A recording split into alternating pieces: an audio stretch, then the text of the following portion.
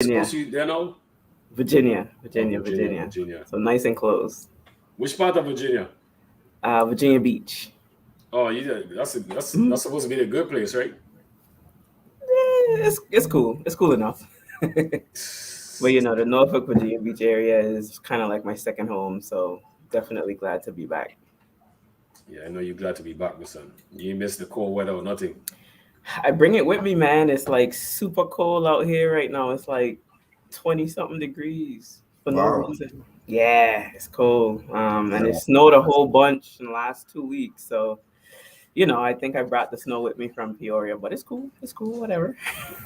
Wherever you go, my son, wherever you go. Oh, they need Right. to take it back. So yeah, what's going on, guys? How's it going? Man, it's been a while, man. We haven't done this in a while, so we gotta get Oh, used to it again, just kind of catching up with the crew. And Yeah, man. hopefully Pang will be on in a little bit. But good to see you guys. We stay in touch, all of we. of course. Yeah, Yeah. So we've been busy, but 2022, we're about to get some nice guests, and we at it again. yeah, we at it again. Definitely, definitely shout out to all the viewers, man, all the viewers, all the supporters. Everybody have come through and stuff. Definitely support. I mean, him would definitely support. Definitely shout out all the people that appeared on the podcast as well too, man. So many people. So definitely shout out to them for making this happen as well too. You know, so yeah, but you know, we back at it again, man. So the elite podcast, we live today. Karen and Tia coming in with low energy right now. So No, no, it ain't I about got the to bring energy. them up. It's easy one. It's easy one. Easy one. No. Virgin Islands, know it is. Everybody been asking for it, saying we need to get back on these lives. They really enjoy these stories. So, basically today is just a warm-up day, just looking and see what everybody been doing. Um, Personally, Mumbai, you know what I've been doing on my full front. I'm here in St. Croix, still coaching. I have the U15 team. I had the U16 team last year. I'm gonna meet up with a lot of those guys in Atlanta, March 1st to the 7th. So we're getting ready to start playing some more basketball tournaments. A lot of those guys are doing very well.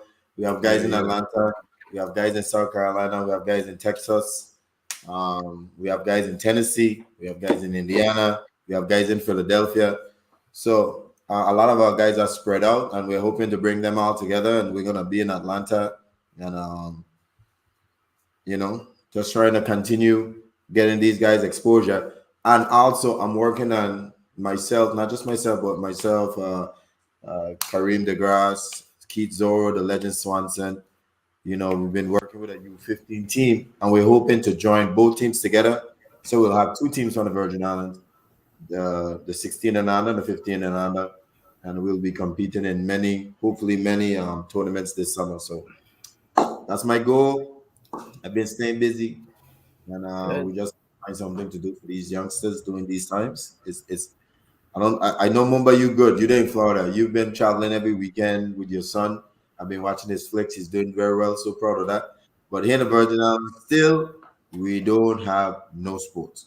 So in terms of basketball, I'm just doing whatever I can to get these guys some type of exposure. That's it. That's good Good stuff, man. stuff. Yeah. Oh, go ahead, Karen. You good? No, I was literally going to say the same thing. That's good stuff. And you said March 1st to when? The seventh. Yeah. Okay. You coming ATL? We're good. I would love to, but we have our basketball tournament, our conference tournament, the 9th to the 12th. So they ain't gonna let me leave Yeah, you that can't quick. leave. Yeah, How's your team this yeah. year? You guys have traditionally been a very good team. Bradley, Well, well, okay. So we've talked since I left Bradley. Left you Bradley left and Bradley? so we haven't maybe haven't talked. No, so I have to get rid of my Bradley shirt. No, I still wear it because I go to school there, so it's still a viable option. But I left Bradley in July. I'm at the Mid-Eastern Athletic Conference office now, so I'm working at a conference office, which is completely different to anything I've ever done before. It's interesting and different, and good and bad in different ways. But it's been a fun experience. It's been a fun 6 months. We made some history by creating the first. We basically did our own version of College Game Day, and we were the first Division 1 FCS conference to ever do that. So I was in charge of that. I was the executive producer. It was a headache and a lot of work and a lot of stress, Wow, but that's yeah, big it time. was. You don't have no footage. You can learn elite podcast, so we can put it on the website so people can rewatch it. I would like to watch it.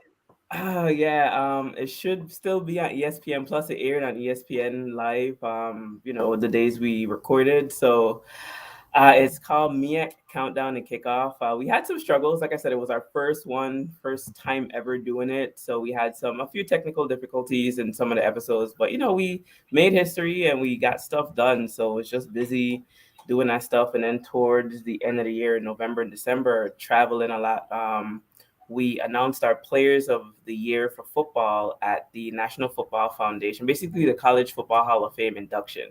So I got to meet Peyton Manning and Tony Romo and like a whole bunch of big time NFL people while taking our players of the year out there. And then we were in Atlanta for like a week for the Celebration Bowl.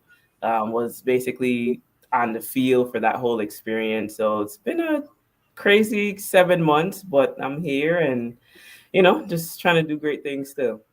Nah, man, we're so proud of you, man. I mean, like what you just described is really a success story. It's crazy that the Virgin Islands ain't even know about this. So I would definitely like to highlight you, man. No, I mean, I'm gonna look for that footage. You need to put it in my little chat Yeah, so I can I save it. will. Send me a text, and I'm gonna put that on my Facebook and send it to a couple of my guys in the Daily News. No, real talk. I mean, what you talking about? In you talking about making history. Yeah, You talking about the yeah, whole yeah. United States, and the idea came from somebody from the Virgin Islands. That's amazing. I mean, that's big Yeah, time. so Big time. it was fun. It was a lot of work, but like I said, we made history to be better next year. I'm gonna make sure everybody knows about it. I'll post in the group so everybody can look when it's live. And yeah, just trying to continue to be great and rep the Virgin Islands as best I can because that's what we do. That's right. Yeah, man, that's amazing, amazing stuff, man. Amazing stuff. Talented, Thanks. talented, Thanks. my son, for real. Talented. Oh man. So, but Interesting, Mumba, Mama. how your How you son been? doing? Yeah. Let me hear from Mumba. I like to hear from your son because you Right. send me some videos. I know you're a very humble guy. I know you all my life, but man, your son, I saw some videos with him doing some dunks. Me and Zoe was watching some of the flicks and Haywood, and we was like, man, Yeah, watch out, man. Watch out. He is super talented, man. That's rare, but his talent yeah. is very rare. What's up with him? And how is he looking? Nah, man. So like you said, man, his talent is rare, man. His potential is unbelievable. Like the dude just he's just gifted, man. He has everything, man. He's just like a natural. It's crazy. This season, to be honest with you, this season it's been like a rough, difficult, long season because he's playing like on a national schedule. So when you play national schedule, it's like you playing college basketball. You just don't travel as far out unless you like, top 25, top 15, and you get invited to like different tournament, they call the tournaments classics, so a lot of different classics and showcases and stuff. So, but they've been doing a lot of traveling, man, and playing in the national schedule. Every game you play is pretty much like the team is gonna bring their best. They're gonna bring Yep. the best. You playing against some of the best players in the state, in the county, in the city, and stuff. So for him, playing like on a nationally ranked team, he how I could put it, like, he ain't really take the opportunity as serious as he should. From my perspective, being a former athlete, and then me being his dad at the same time, him going in the game and like messing up the plays and stuff like that. So like I could see that when I watch the game. So I could be like, man, Sani, the hell he doing at the court. That's what I said in my head. And the Yeah. bleachers, and I come from a disciplined background when it comes to sports, G-Nix, Haywood, discipline, like. Yeah. So Yeah. like I'm very disciplined when it comes to sports and stuff like that. So like, when I see stuff like that, it's like, man, it kind of take me off a little bit and stuff. But it's just is his journey, is him learning and stuff like that. It was a great experience. He realized like his talent and potential is higher than all these guys. We're all the big time players. it's just him just putting in the work. His work ethic is not where it should be and stuff like that. So all I have to do is just give him words of wisdom, encourage him, tell him the truth, tell him when I'm happy, give him examples, show him examples, and then we just see, man. But You're right. You're right, yeah, man. but his potential is unbelievable. Like it's crazy, like unbelievable. And let me jump in, Karen. I mean, he is gonna benefit in by you being a professional athlete yourself, playing both sports, basketball and baseball. It doesn't matter the way you prepare. The preparation is the same. You go give him some insights because what he is, what the mood he is in right now. He's in. I'm doing this for fun. Yeah, I love what I do. Everybody say I'm great. He has not yet transitioned to understand that, yeah, even though this is fun right now, the higher the level goes, it's still going to be fun, but it's going to turn more into a business than fun. Yeah, And he's going to learn that very quickly in college, as Karen can and let you know. yeah, So Yeah. it's going to be good for he to hear what you say, but also it's going to be very important that he hear other outside voices like myself. If you need to lean on me, yeah, Karen, she's in an Sure. NCAA position, so he can understand like, hey, my daddy ain't just ragging at me because he wants the best out of me. He already know that, but he's yeah, ragging at me because he know what you're going to face, and that's what he needs to get early. So when he makes that transition, it's gonna be a seamless transition. Like you say, right sure. now, what he's doing playing in these classics, it's like college. It's not like college. It is college. He's playing against the best Yeah, of the best players who are going to be the best players in college. that's true. He is getting Yeah. the benefit of seeing the best of the best right now. I wish I had that. You wish you had that. Oh, definitely. Trust me. But like we say, sometimes youth can blind you of where you at a certain point of time. But just stay Yeah, on him. Stay on him, and let him hear different voices, like I said, and trust me, once he gets it, you're gonna see a different mindset, you know, yeah, because it's his true. talent is there. Yeah, His yeah, talent is there, like you yeah, said. But the reality of everything is being a professional player for a long time, everybody at the highest level is talented. So that's not nothing to brag about. If yeah, you're gonna be a top major leader, a top NBA player, a top overseas, you have to be talented. Is millions and millions of people want that job. So just saying you're talented is not good enough. It's about how much you're gonna willing to sacrifice, what you're gonna put in, taking care of your body, studying, and so forth. So you know. But man, I'm very excited to where he's going. Man, his talent is super, man. yeah, man. I saw he did that reverse 360 dunk. I showed Zoe. I was like, Zoe, Z, you never used to do this dunk? That was crazy, man. That Yeah, was crazy. crazy, man. Crazy. Yeah. Yeah, man. So, Oh, that's yeah, sweet. man. But yeah, like everything you saying is facts, man. So Man, I that's would what's. love one day to just work with him just to see where he's at. I know a couple times you said you wanted to bring him home. I would like to COVID, let him COVID messed taste it it. up. That was 2020. That was the year it Yeah, was gonna come. But because I was you gonna know, give him the God stuff, and Coffee was gonna beat him up inside because Coffee still got man. yeah, he's Coffee, Coffee Coffee still can he go could and play still play today. 40 minutes a game, man. Yeah, Oh, jeez. Shout he's out not to getting old. Coffee. Yeah, for real. Yeah, Playing happy like, belated birthday to my boy Yeah. Coffee. Yeah, it was last I week. missed his oh birthday, yeah, and happy yeah, belated birthday for real. yeah, the Happy great guy belated just turned birthday. 15. Oh, Yeah, that's man. Shout out funny. to Coffee, man. All the viewers, man. Appreciate you guys tuning in as well. And Hey, thank you guys for everybody. telling us welcome back and everything. Appreciate you guys. Pang's supposed to be coming on. So, we started the show because we told you guys 4:30. I mean, we didn't want to wait it. And so Pang should be out pretty soon and stuff like that. But we roll in and stuff like that, because I know you guys is waiting on us, so.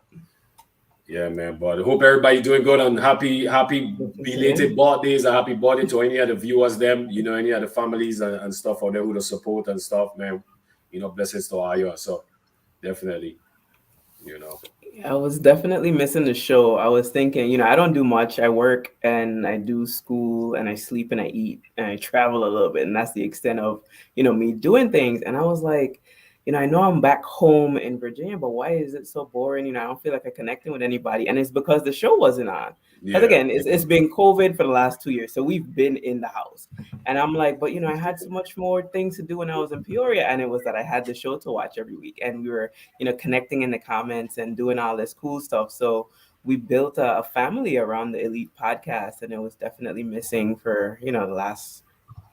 Thanks. Shout out to Calypso Clothing, but definitely missing for the last couple months. So I'm glad to be back and to see everybody back with us. Yeah, I know you see me looking all around Mumbai. I kind of hook up our show to the TV. So I'm actually watching us live, man. We're getting high tech this year for 2022. Doing big things, man. We're doing major things. Yeah, You know what I'm man, saying? So that's big time, man. That's big time. Yeah, some a few people reach out and stuff like that, asking us when we're gonna be back. I know they reach out to me. I know they reach out to everybody and stuff. So we so here we got Pan coming in right here. So once Pan give me the thumbs up, I'll bring him up and stuff.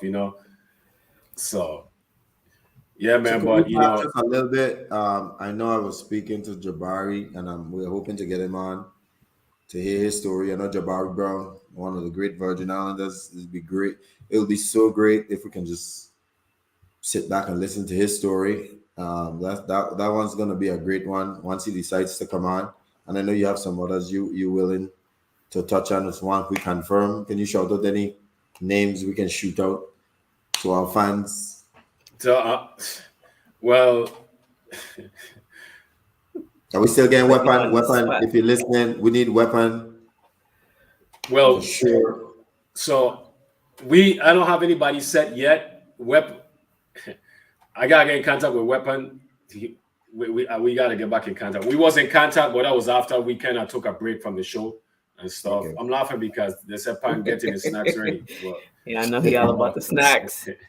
Yeah, but we kind of discuss it through chat and stuff, but we touch on it live. This year and stuff is more me personally, and we haven't really discussed it as a group totally, like visual and vocally and stuff. It was just through text message, but more I would like to leave more on the public and stuff when we get in the guest demand. So it's more the public kind of reaching out to us and say, hey, I should get this person and they're willing to come on, and then we reach out to them and stuff like that. I mean, I'm gonna still reach out to people that I would like to get out that we didn't get out last year, but more will depend on the public as well too. About getting different, the individuals on. And we talked about the length of the show. We gonna kind of crack down on it. It's not gonna be as long unless it's some historic person we get. You know what I'm saying? And then we just got to let them be.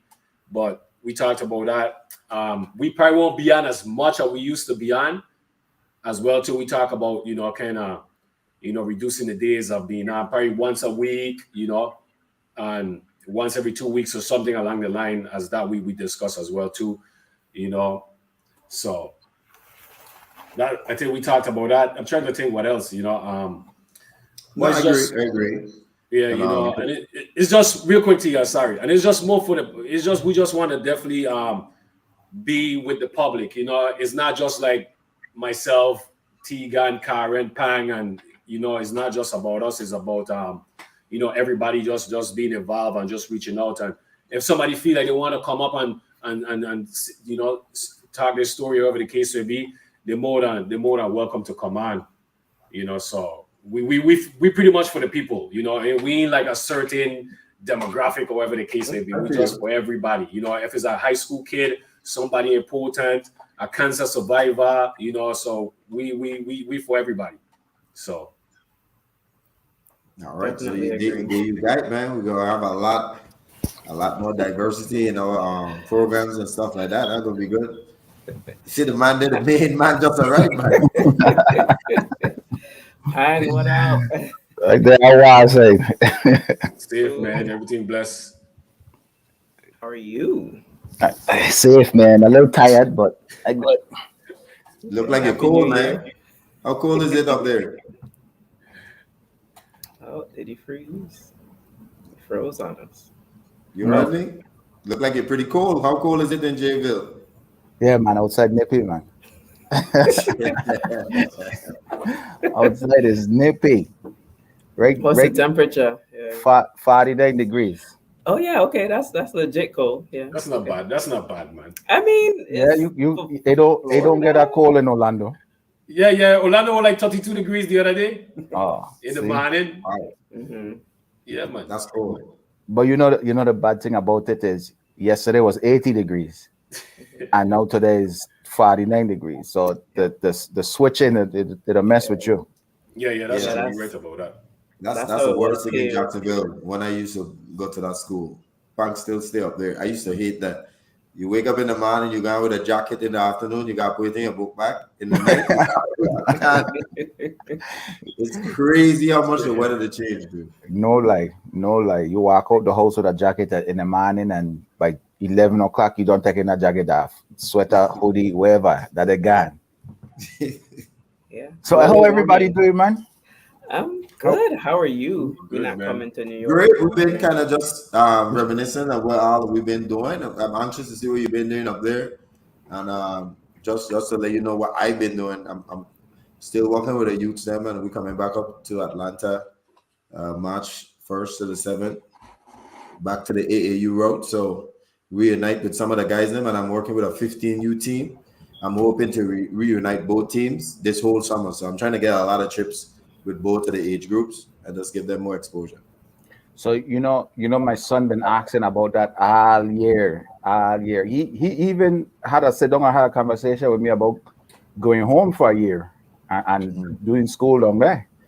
But I tell you that's up to he if he want to do that. But he been asking me about that team all year. How can he play or if he eligible to play? And yeah. But with AAU, it's gonna be tough because he has to have a registered address and school in the Virgin Islands to play AAU. If we Mm, play any rink-a-dink tournament, yes, he can play. But mhm. once it's AAU, no, you have to have your address have to be in the Virgin Islands and your school have to be there, and they do check on that. So that's gonna be hard. But in terms of he coming home, I would suggest that he stays up there. When he can come home and we train him, because I like working with him and Coffee like working with he, just set him down and continue to work with him. But in terms of we playing here, Pan, we don't have no sports here, bro. What's up? Ain't nothing going on right now in basketball for the last 2 years since the pandemic.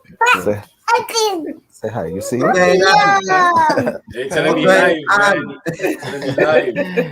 This Good. cheese you married, yeah? Oh yeah, little cheese. Yeah. Little cheese. Hey. That's big time. I want a bodyguard behind you. That's cheese. Well, that's cheese. I can't Cheese, what leave it. up? Cheese hiding, man. This is my hiding. Cheese, what You up? say, man? Hey. We said. Oh gosh, what's up? That's Karen, yeah. Okay. Hey.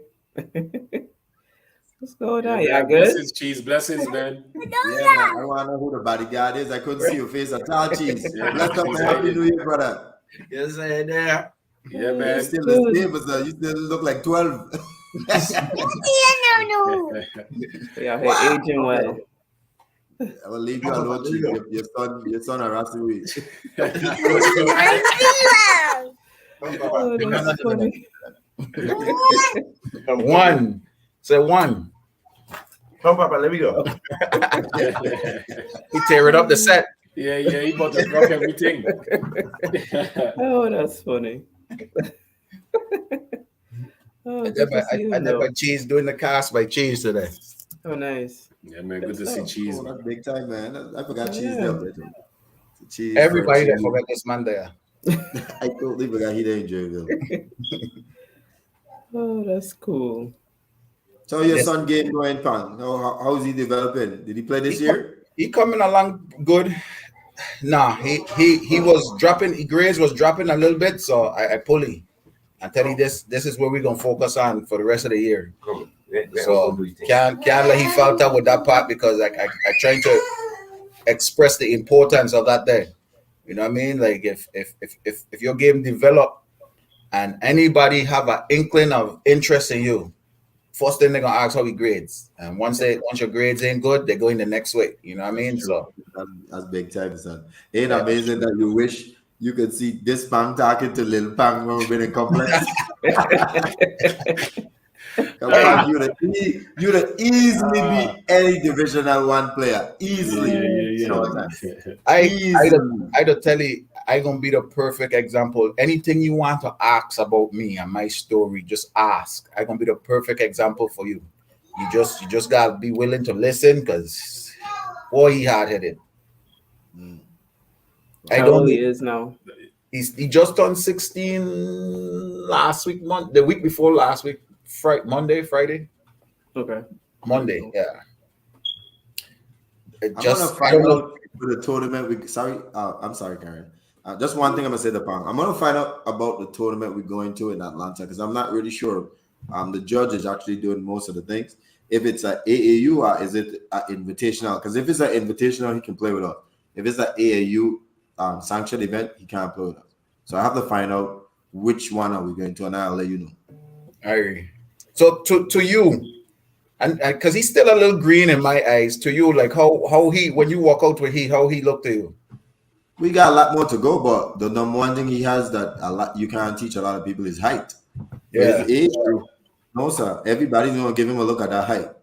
You know what I'm saying? Your son and Mumba's son, being that age, being 6'5", 6'6", 6'7", 6'8", somebody's gonna give you a look. So Right. as long as you love the game because he's still young, Yeah. somebody's gonna have patience and willing to develop him. You never know where he'll end up. Well, he determined to learn. One thing I do like about he that he well far off than me when at that age is he got a little jump shot, and he just need to keep walking on that there. And I tell you, if he just stay within the zone, this could be your bread and butter on any team. You just walk on a little fade away, a little, pop and shoot right there in the zone. That gonna be your bread and butter. That's right. Once you focus on some of the stuff that the teams have been doing, because you know what everybody looking for, 3-pointer and pretty much dunking. If he can control, like you said, that mid range, a last art, trust me, somebody will give him a look. And then I'll tell you that he just need to listen. You keep saying listen, right? He want to listen at that. Not to me, no. Not to me, no. He hard headed bad, but overall, good kid. You know what I mean? He determined to learn. So I tell you that. I was very surprised when I walked out with him a couple of times. He didn't quit. I was really pushing him. He was tired. I could see he was tired, and he didn't want to show that he was tired. And I was like, okay, that's good. We can walk with him. Yeah, that's good. Yeah. He was fighting. He was fighting. Yeah, but he need a whole summer with you, man. Yeah, well, I could be there, man. Just send it down whenever you're ready. And Coffee could be there too. Coffee right by my side. So wherever he learned from the outside, he can learn from the inside same way. Yeah, that's true. Yeah, trust me, Coffee ain't losing. That'd be good for him, man.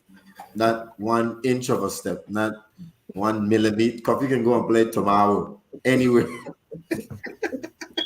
That's true. I'm just being honest. Coffee don't even play basketball, like pick up game or so. Yeah, we play with the old guys. Them, me, Coffee, Haywood, and a couple of guys who's over 40. We adding a couple of young dudes just to keep a little youth. But we don't play against them guys. And before it was me and Coffee on different teams because they don't want because we didn't want both of us to dominate the games. Then, but the old guys them now start to get into good condition in Mumbai, so they want to play against me and Coffee. So literally, me and Coffee then the Mumbai side, me and Coffee then the same team. We can win 70 games in a row, Punk. It don't really matter to me. When these men win one, oh my god. Yeah.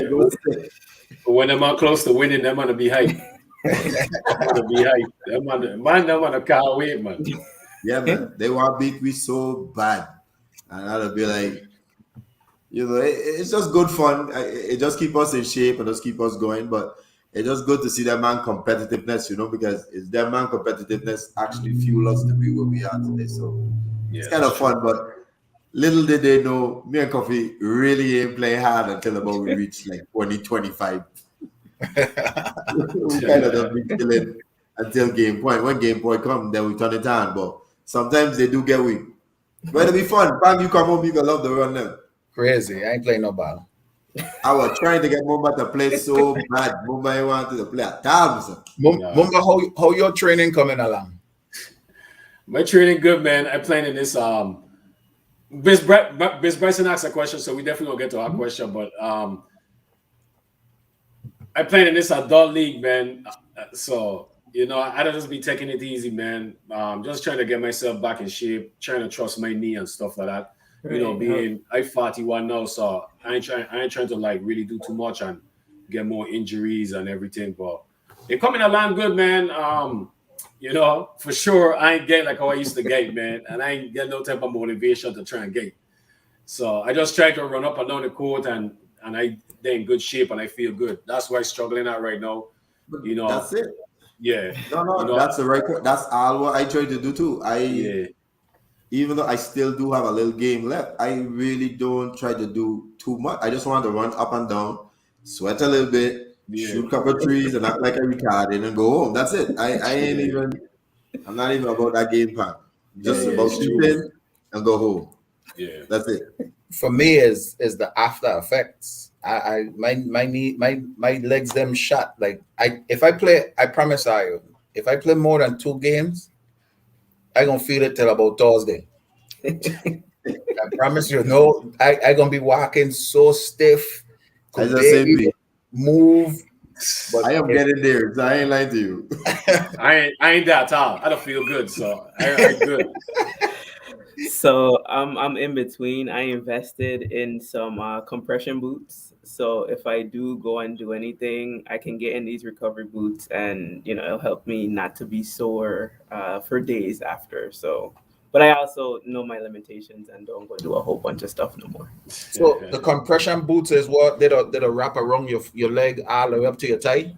Mm-hmm. Yeah, so you kind of put your feet in them, and then they compress with air, get tight, release, and go through a process. 30 to 60 minutes. So, yeah, when I have a long day or I'm up working out, doing whatever, I'll jump in after and feel better afterwards. So, definitely an investment in myself because I know I'll still be working out and stuff.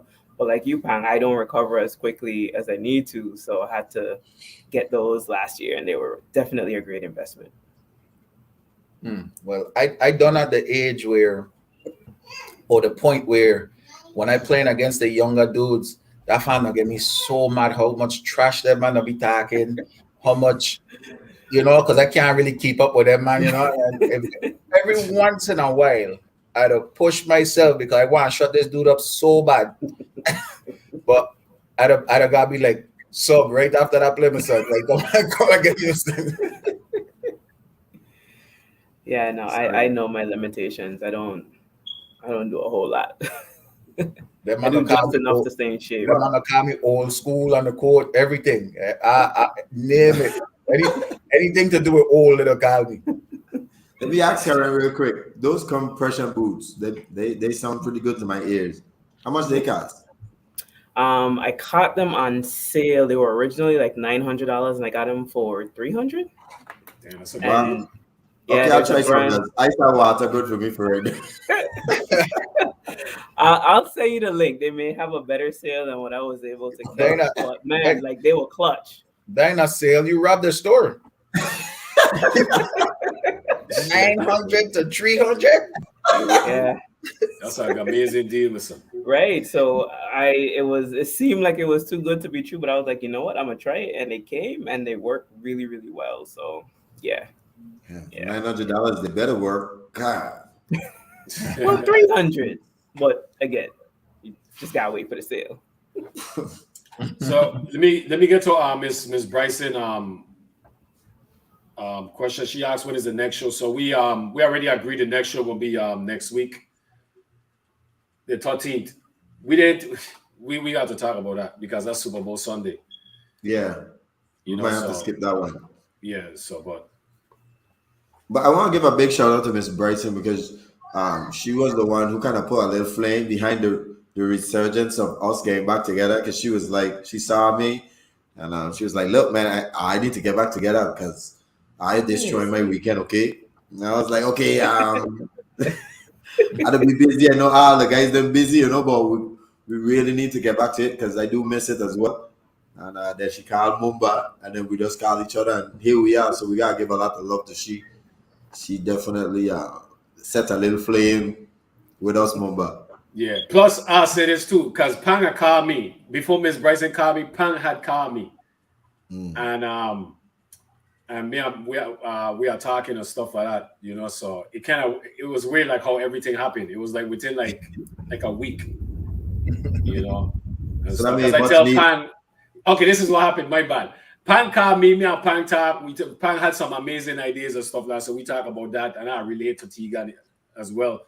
And I tell Pan, yeah, I'm gonna get with Tegan, and then I didn't get with you yet. And then Miss Bryson called me. And then I was like, that's why Ken I like, man, I need to call Tegan. And then I call you. So that's what happened. Well, it was like within like a week though. So Yeah, everything that's was amazing. yeah. Yeah, man. Somebody had a question. Everybody used to ask me about the podcast. So, Jay, you the one that used to do that podcast on Facebook, and questions used to come from all over. And I say, yeah, man. Like everybody started getting a little busy schedule, so we had to stop it for a little minute. But we're gonna get back up and running. I can't give you a date, but they're gonna be back up and running. But everybody used to ask me about it, my son. So Andrea asks, what did y'all miss the most when y'all were off the air? So I'll jump in quick. I miss learning about other people who I had a connection with because they were mostly from the VI. So it was a way for me to meet somebody basically every week or twice a week.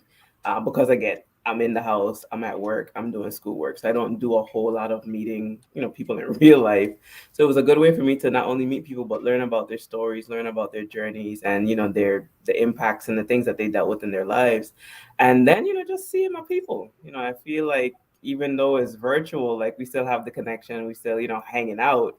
So I didn't get to do this, I didn't get to see it. So I definitely miss the camaraderie as well. I will second the comment. I'm gonna start off with definitely miss seeing the man them and hearing about doing the little quick catch up and then our chats after the cast. I definitely miss that. Like Karen said, just the different stories. I just miss the mingling. My time, that time off, it was just a lot of work and it just don't seem like any playtime to have. You know what I mean? So definitely miss this. This is always relaxing for me and like natural. Like we home chilling on the can. Well, not on the can. I've never been on the can, but You know what you mean? we are home just chilling, just shooting the breeze. You know what I mean? So this always feel good for me. Yeah, Mumbai, you wanna go? Yeah. You know I love that plan. Let me go, Mumbai. Let me go. No. I gotta be shot. No, but honestly, like Pang said, my echo both Pang and Karen. Definitely miss the fellas. Just miss being with you guys.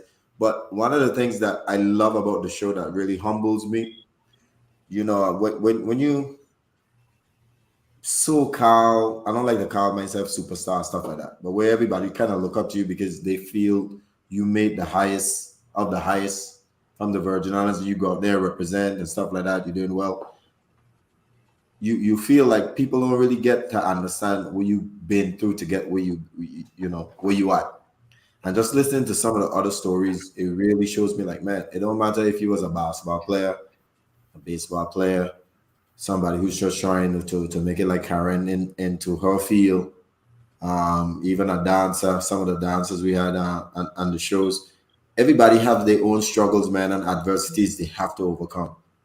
And that's one of the most humbling things of all in terms of you might think what you're going through is only for you. It's hard, it's tough. But believe me, I've heard so many stories of people have it much worse. And that just made me say, like, man, I thought I was having it bad when I had to go through this, when I broke my leg. Pangy was there when I broke my leg. It was probably the worst time of my life. I mean, but to hear some of these other stories, man, it just humbles you. Like, you have to fight your own personal battles. It's going to be adversities you're going to have to overcome. And it's going to have to take a serious sacrifice if you want to make it to the highest level. But in the end, it's all worth it. And that's just the bottom line of hearing these stories. Cool.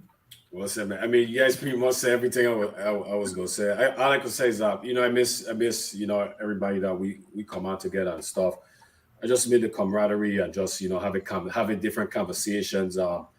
you know, I love listening to people's stories. I like hearing people tell jokes. I always have a good time with you guys being on and stuff like that. One thing Lon was, it just kind of humbled me, you know, and it was more what Tegan was kind of touching on mostly was just, you know, hearing people's stories, you know, it kind of just humbled me and realized like, man, you know, like when you think you're going through something, other people is going through it too. So it kind of puts you in a different place, in a different mindset, you know. And another thing was like a lot of the people them that came on, they didn't really want to do it. They was like they was not afraid, but it was like they were shy and nervous, and we all saw that in the back room before the show, you know. And to see people like to have courage and decide to do it, and when they did it, they really had a good time with us and stuff like that. They really enjoyed it. That really used to make me feel happy because you know, they really enjoyed it. You know, they trust us and they were satisfied. So. Like my brother Coffee, I was so proud of him. He was so nervous. Oh God. He was a nervous wreck. But once we started vibing out, Coffee opened up, man. I was like, wow. I mean, me and Pan get to see a lot of Coffee because we always together on the national team trip for a long time. But a lot of people never saw that Coffee Pan. You're right. And when he talked with us, man, it was so amazing to see open up like that. I was so proud of him. Yeah, that was big to them. Yeah, man, it was dope, man. So, you know, again, definitely shout out to everybody who appeared on the podcast, if you want to call it the first season, you know, who appeared in the first season, man. It was you know, it was great, man. Everybody's story was amazing, and we all learned something, and we all was excited, you know. So you know, I missed the most, Mumba. Your shout outs. Yeah, I know you was gonna say that. I know Pang. I don't say he was a shout out. Oh jeez. Yeah. So I have retired. I've retired the shout outs. We what I was telling shout outs like that anymore. It's different. One of the things I was telling Tegan is that, you know, he could continue the shout outs, but we split it because, you know, it'll kind of make he winded in the beginning, you know, because he's shouting out everybody. So, and then he's the only one that's doing it too. So we're gonna split roles. So we're gonna like he started off like he normally do some. Yeah, I choose some and I say some, and then me or you next. How about this? We could shout out some of our favorite. All of we would like to shout out everybody we know, but we have some favorite shout outs. Like I'm pretty sure Pang, you like the 340. I love that too. You know, I like Nato Brand. Obviously Apollo Legion, stuff like that. Like we could delegate who you want to shout out in terms of your favorites. Facts. Nothing ordinary. Big up my boy Jamal Samuel. His clothing line is actually doing very well, so want to shout him out and stuff like that. You know. Also, Choices Basketball. Remember, we know. Big shout out to my sis. We have a website, choicesbasketball.org. You can go and check it out. We have a Kevin Shepard scholarship, a Dean Haywood scholarship for $1,000 to help youths when they're getting ready to go to college. They have something. I know $1,000 seems like a lot, but believe me, when you go to college, $1,000 is pretty much like a drop in the bucket, but it helps. Every little thing helps, and they can buy a couple books, whatever. But it's a start. And big shout out to my sis, Carrie Ann Shepard, to really pushing that forward. That's the Dean Haywood scholarship and the Kevin Tegan Shepard scholarship, and all on the Choices Basketball. So we're trying to do major things, and we're gonna see if we can raise enough money that we can, you know, give some more youth some opportunities to pursue higher education, so to speak. So Karen, that's something I could really jump with you with. So you can give a lot of information of what these youths will need in terms of getting into these colleges and stuff like that. So if you have any information, I can post them on our website. Okay. Yeah. You mentioned your website. What's the website and like how people could donate and stuff like that? Yeah, you just go to choicesbasketballassociation.org and you'll have all the information pretty much on the website. You'll have a donate button. You can donate 5, 10, 15, 20. You got $1 million, $1 million, $1,000, you know, whatever you want, you can do it if you want. That'd be great. Yeah. We'll be able to have a gym finally on St. Croix. And, you know, I'm very transparent, like you guys know, with everything we collect. I always try to put back into the youths, even if I have to take out my own pocket to do it. That's what I've always been doing since 2000. I've been doing summer league, after school programs from since 2000. Is now 2022. That's 22 years working with youths in the Virgin Islands, and I ain't stopping until I dead. So let's keep it going. Good stuff. And to piggyback on Tegan, because Tegan kind of slipping right now. But so and the part we have put the elite podcast together with Choices Basketball as well, because a lot of people have asked about sponsoring the podcast and stuff like that, and we just kind of just do the podcast for fun. We do it just to help the island and stuff like that. We're not doing it for any type of financial gain or anything like that with the podcast, but myself and Tegan and excuse me, and his sister Carrie, and big up to Karen because she's doing a lot behind the scenes and stuff like that. We came up with this idea where we just have the podcast with Choices Basketball, since we are already a team as well. So any sponsorships or any donations that anybody willing to give the podcast is going to go towards this Choices Basketball Association, because it's pretty much going into all the youths and stuff like that, traveling and gear and uniform and shoes and the scholarships and so much that's been doing. And there's a lot more stuff that's going to come out as well too. But just to let the public know and stuff like that, any past our guests, if anybody want to donate, they're more than welcome to donate as well too. So Well said, Mumba. Well said.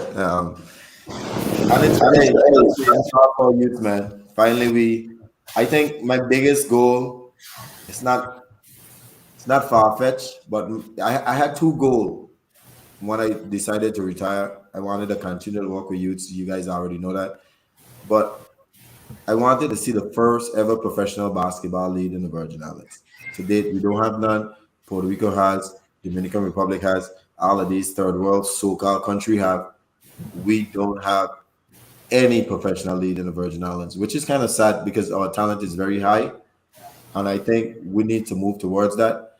And my second vision really is to have an outside gym away from the schools, away from sports park and recreation and stuff like that. Just something for the Virgin Island public where that will be a symbol for them. Because you guys know something again, some of these gyms, it's extremely tough, man. very tough. Even the national team that have problem getting gyms around here. So It's crazy. those will be my two biggest goals. I think if I can get those two accomplished, I think I've done very well. And that's going to be my focus right now.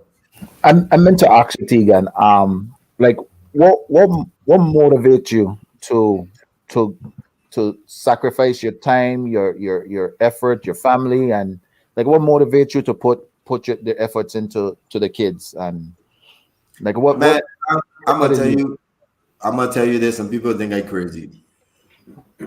I hear a voice. I mean, I was laying down one time in Iran, and my sister would tell you. I remember I just got paid. I'm gonna tell you this changed my life. I didn't even mention this in my story, but it could be shot. But my sister remember you. I can remember you because I sent out a picture. I just got paid my first. Just landed like a week, and they gave me my first installment of pay. They bought me like $100,000. I spread all the $100 bill on top of my bed, put it all in my underwear and stuff like that, like crazy. I dead serious. I was making it rain, right? So you were doing the money challenge even before there was a money challenge. Yeah, Dion is the one. I know I was gonna send it home tomorrow, so I wanted to take as much picture because you don't really see people with $100,000, right? And I laying down in the bed, so I sent a picture to my sister, blah, blah, blah. She was like, man, send me some, blah, blah, blah, stuff like that. And the next day, I like to, one thing with me and Coffee, we always stay together. I was in Iran, he was in Spain. And every time we look at the newspaper, the Daily News, we just keep seeing a bunch of kids just dying, like, blah, blah, blah, this person gets shot, this person gets shot, this person gets shot, blah, blah, blah, blah, blah. And something just hit my heart, like, dude, why is nobody doing nothing really trying to stop this? I mean, I know people is doing something, Pang. That's another thing a lot of people don't know. But in the newspaper, it looks like nobody was doing nothing. Right. And I put on everything. When I went to sleep that night, I heard a voice hit my spirit, like, if you can't find what you're looking for, be what you're looking for. And I was like, yeah, but I'm making the most money in my career. You think I need to give this up to go home? And they say if you can't find what you're looking for, you need to be what you're looking for. I hear that voice in my spirit. And I just yield to it and say, God, look, if you let me play one more full season, I'm gonna retire, go home and take care of my family, and I'm gonna dedicate my life to work with young people. So said, so done. I've done it, and I've never looked back. Could have made a lot more money? Yes, but for me, and you guys know me personally, yeah, money is good because we need it for financial this and pay this, but that's not what my life is defined on. I just love to work with people and see them at advance.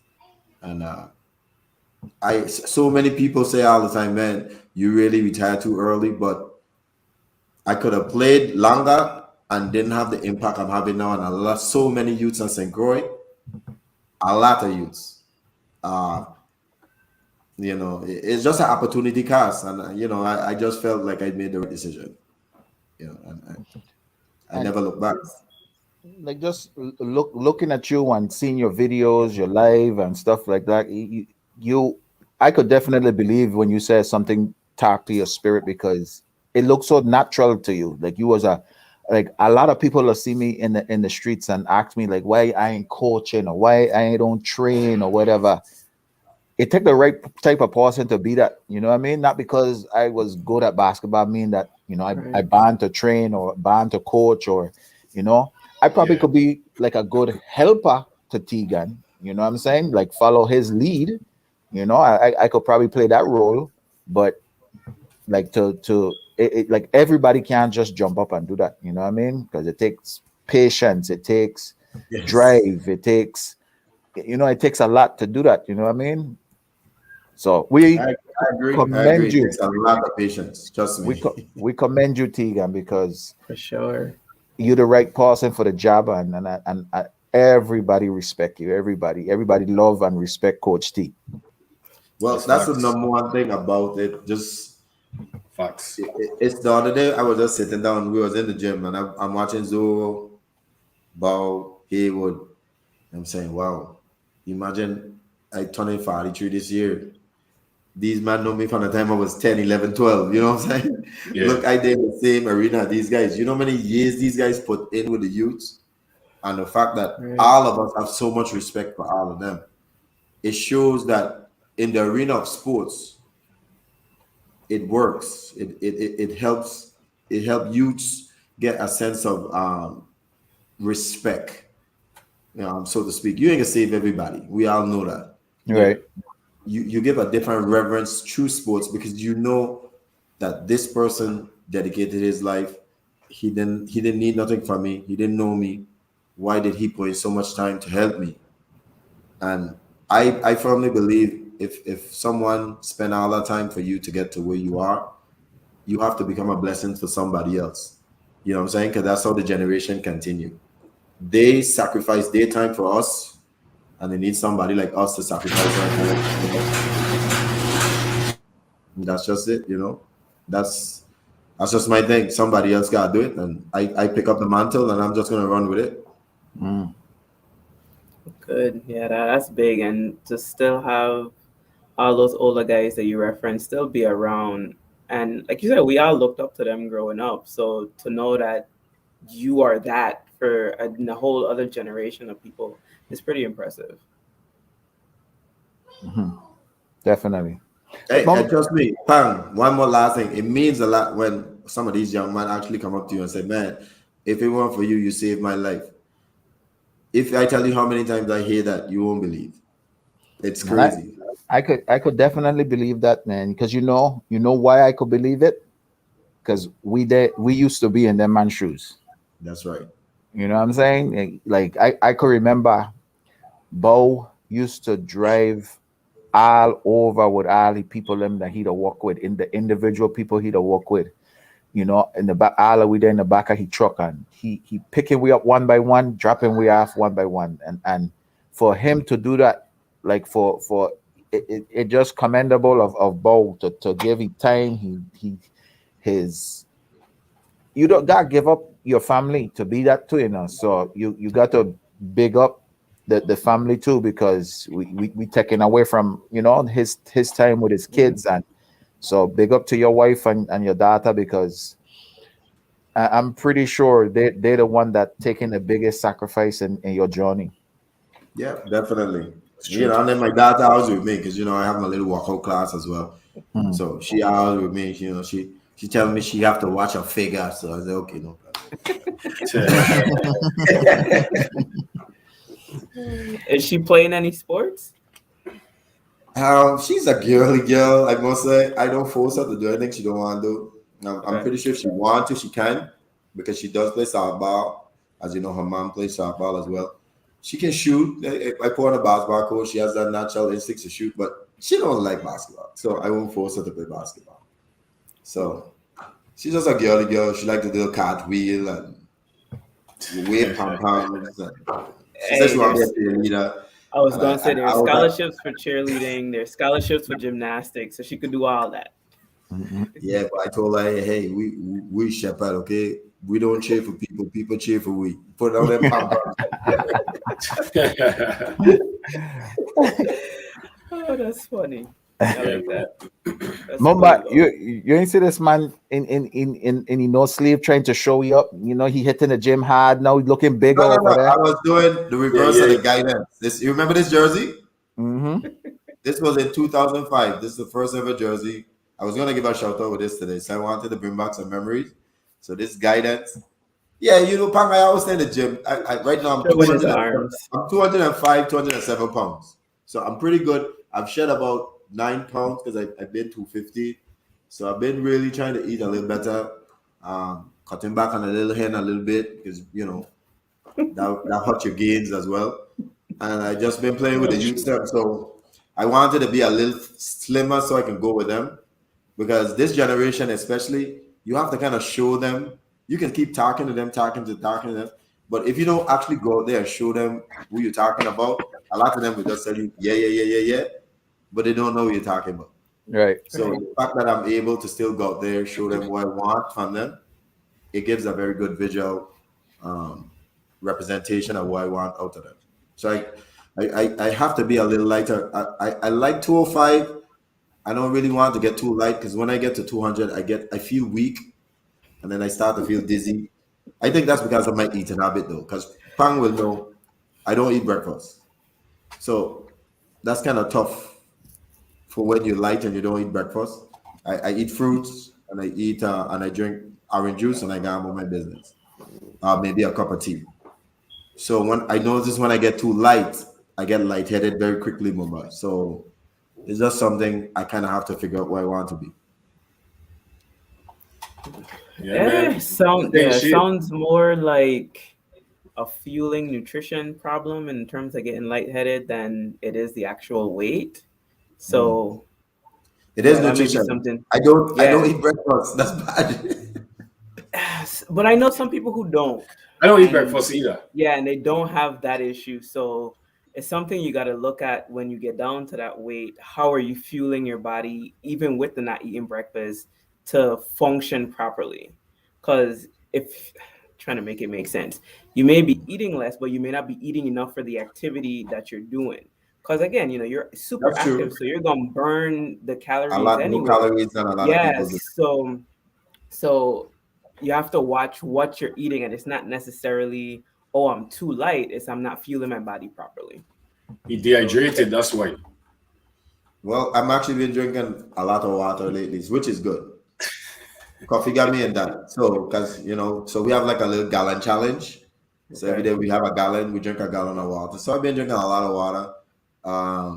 But like Karen said, I think Karen really hit it on the nail. Like when I get lighter, my workload does not change.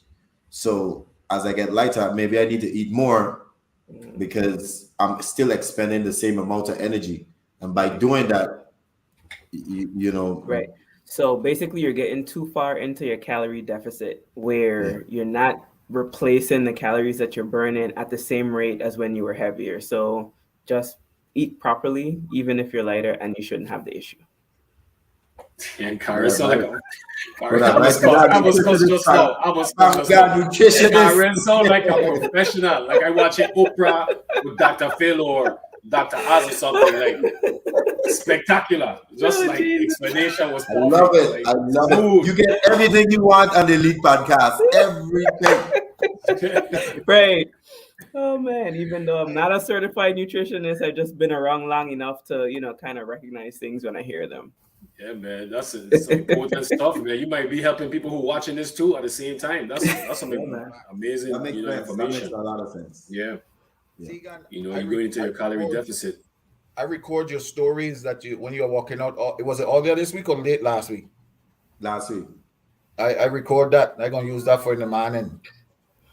Okay. Hey, that one is tougher. Hey, You want? Okay. Well, tell me how you do, P. Tell me how you do. Because I will be putting up my little things then.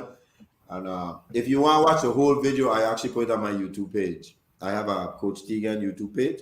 So I also the whole routine is on that page. The story is just a little snapshot of what I did in the day. I just cut it up.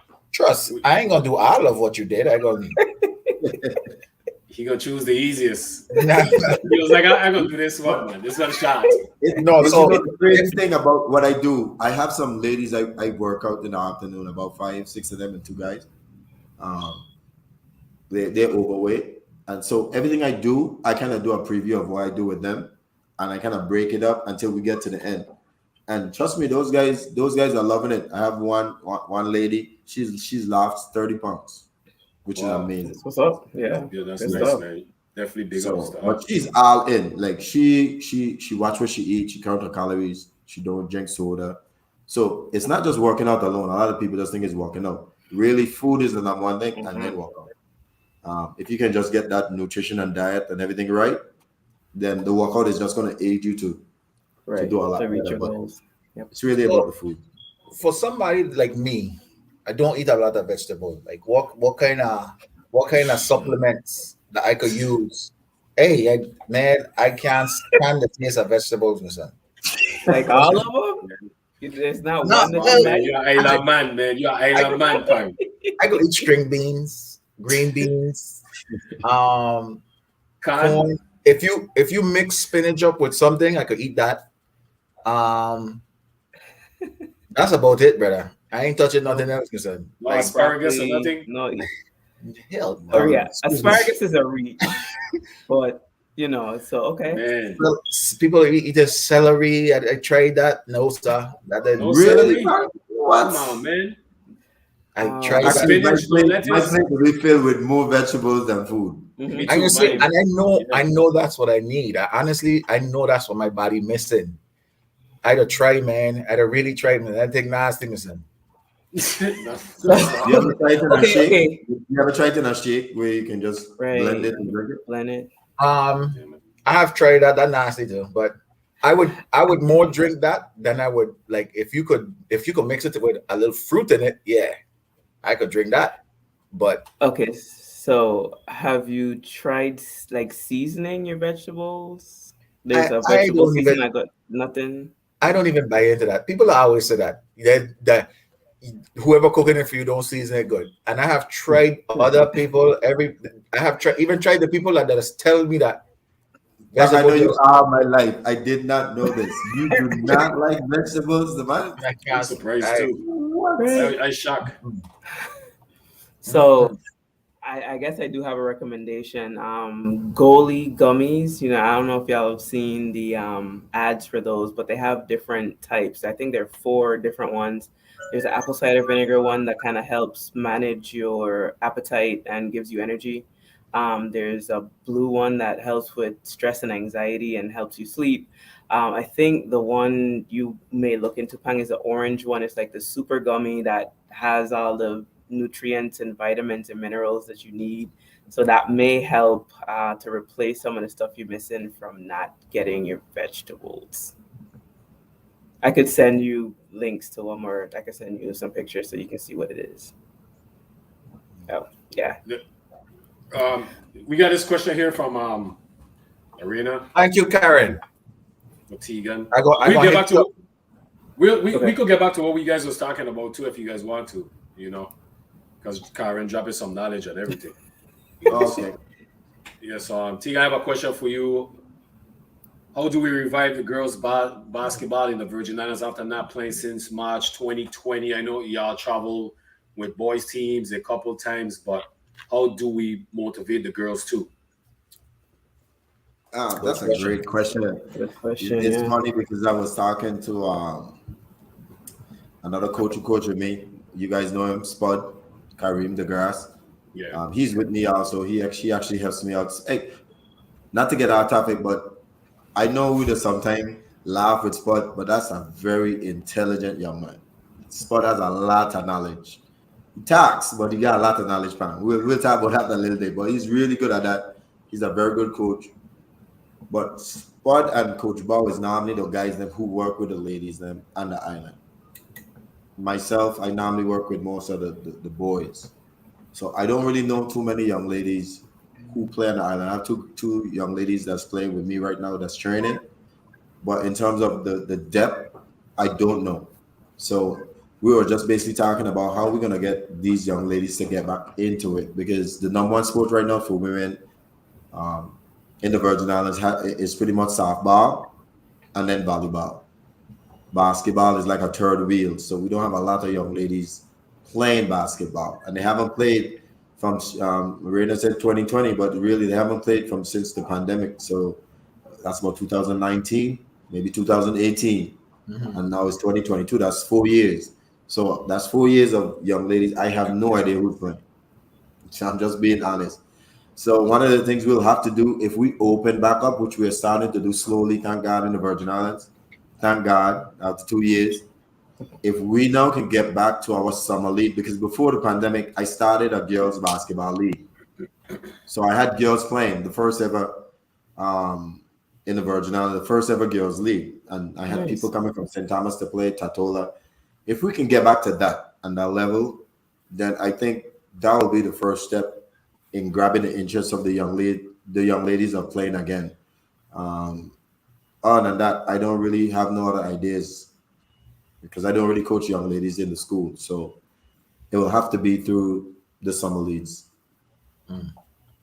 Yeah, that's a good start, though. So, hopefully it can work out. Yeah. In Yeah, terms of the hopefully. traveling team, I don't know if we will have a traveling team yet. We'll have to see the talent, obviously. Right.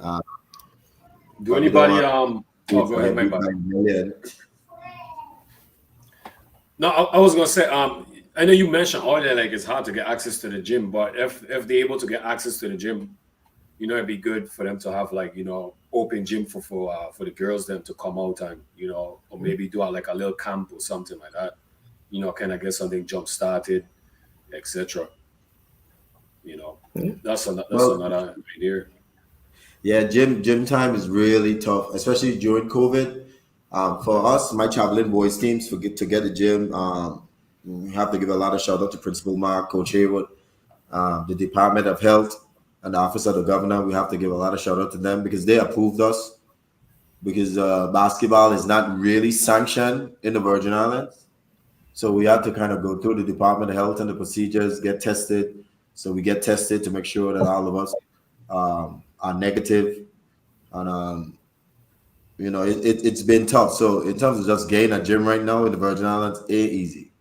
Yeah, Ain't easy. that's terrible, man. Big up ego, big up ego, man. Mumba, Hopes. Yeah, go ahead. you not live on Facebook?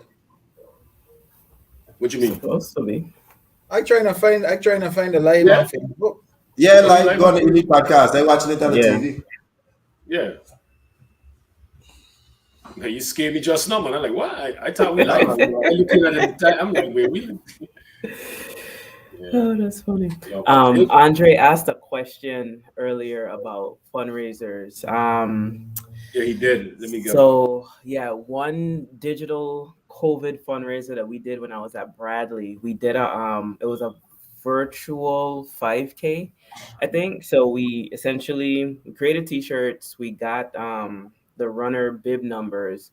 We had people sign up. I think registration was like $30 or $40, and they would run their 5K and submit their time. And we made a couple $1,000s off of it. So I know people in New York love to run because they do all the marathons and stuff up there. So that may be one good way to get some money in, besides selling cookies and washing cars. I'll think of some others, Andre, and reach out to you directly. But that's one that immediately came to mind. And they've been successful. People love running, apparently, even when it's cold, because this is the 50th anniversary of the Title IX amendment that allowed women to play in sports. And one of the things that the Women in Sports Foundation is doing is a virtual 5K and then like a 50-mile run, walk, bike, whatever. So I think there is a fee to register, but it's something that we're doing in conjunction with them. So people, are doing virtual things. So that would be one thing that they can do. Yeah, can do to raise some money. Big time. I'm pretty sure my sister's listening. She probably done typing it up. I'll know. She don't play me some. Right. Yeah, that's some good information. Yeah. Tegan, being that you got your foot on the ground back home, like what are some of the challenges that you'd have come across, like daily, weekly, monthly, in getting anything done? I mean, ain't really too much. Great question, Pang. Ain't really too much differences than it was before. It's just that we, the pandemic really limit everything that you can do. We can't really play no games in terms of in school right now. We're not playing in no leagues. So we just had to get creative, and I came up with a lot of ideas, and I have to give a lot of shout out to my commissioner, Commissioner White, for kind of seeing the vision. And one of the things that I'm doing now with Choices Basketball is going to all the different communities, like how we did when we were small. And I'm doing a lot of 3-on-3, a lot of one-on-one tournaments. So I've been doing this now for about 6 months, and I've been to 5. Next month is going to be my 6th community, and that has really taken off really, really good. Now everybody's calling me, man, when you gonna come here? When you gonna come? When you gonna come to? You got to come here. But I'm only one man, so I have to do it every month. You know what I'm saying? But That's beautiful. it's been great. The last place we've been was Harborview. Some of it is on Facebook. The Harborview public came out. They had their chairs sitting on top of the hill, just like back in the days. They came and stole all of my shirts because I had some shirts to give away. So I must say, Harborview, it was a blessing, but I thief all my shirts. Them bring them back. I'm sorry to hear that. That's not cool. But it was just really good to see, though. I mean, it was good to see so many people.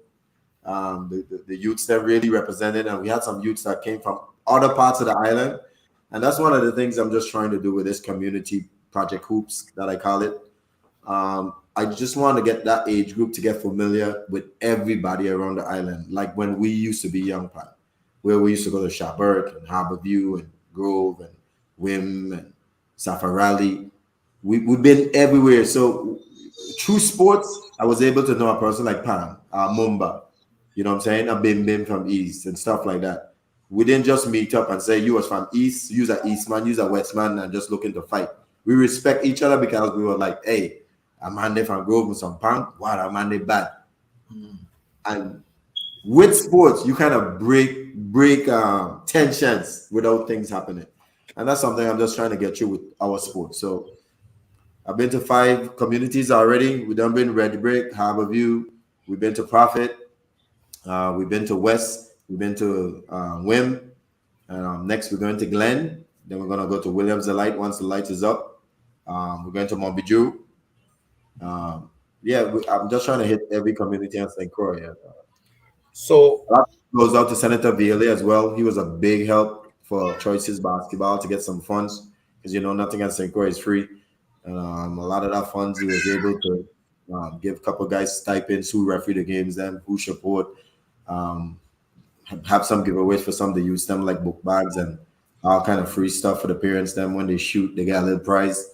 So it's been great, and that's just my mission. I like that.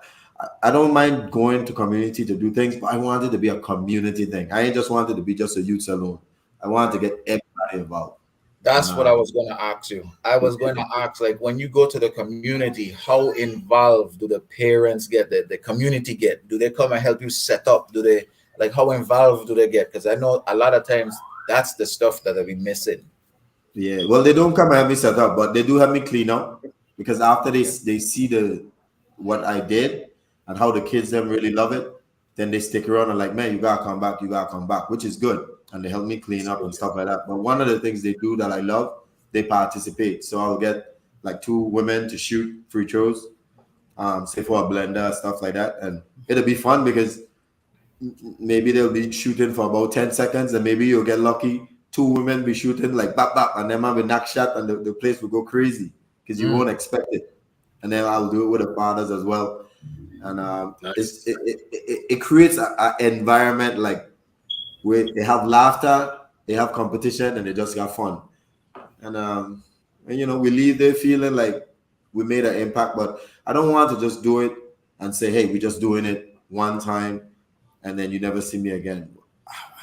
My mission is to kind of do this all year round, you know, all year round. And as long as they keep giving us the funding and stuff to do it, I definitely will do. You so with the kids, do you travel with kids from different neighborhood? Like say you go in Mumbiju this weekend, you gonna bring kids from other neighborhood to play and participate in the tree and treat, or this is just Mumbiju kids participating No, in it? so what I do, which is very ingenious, right?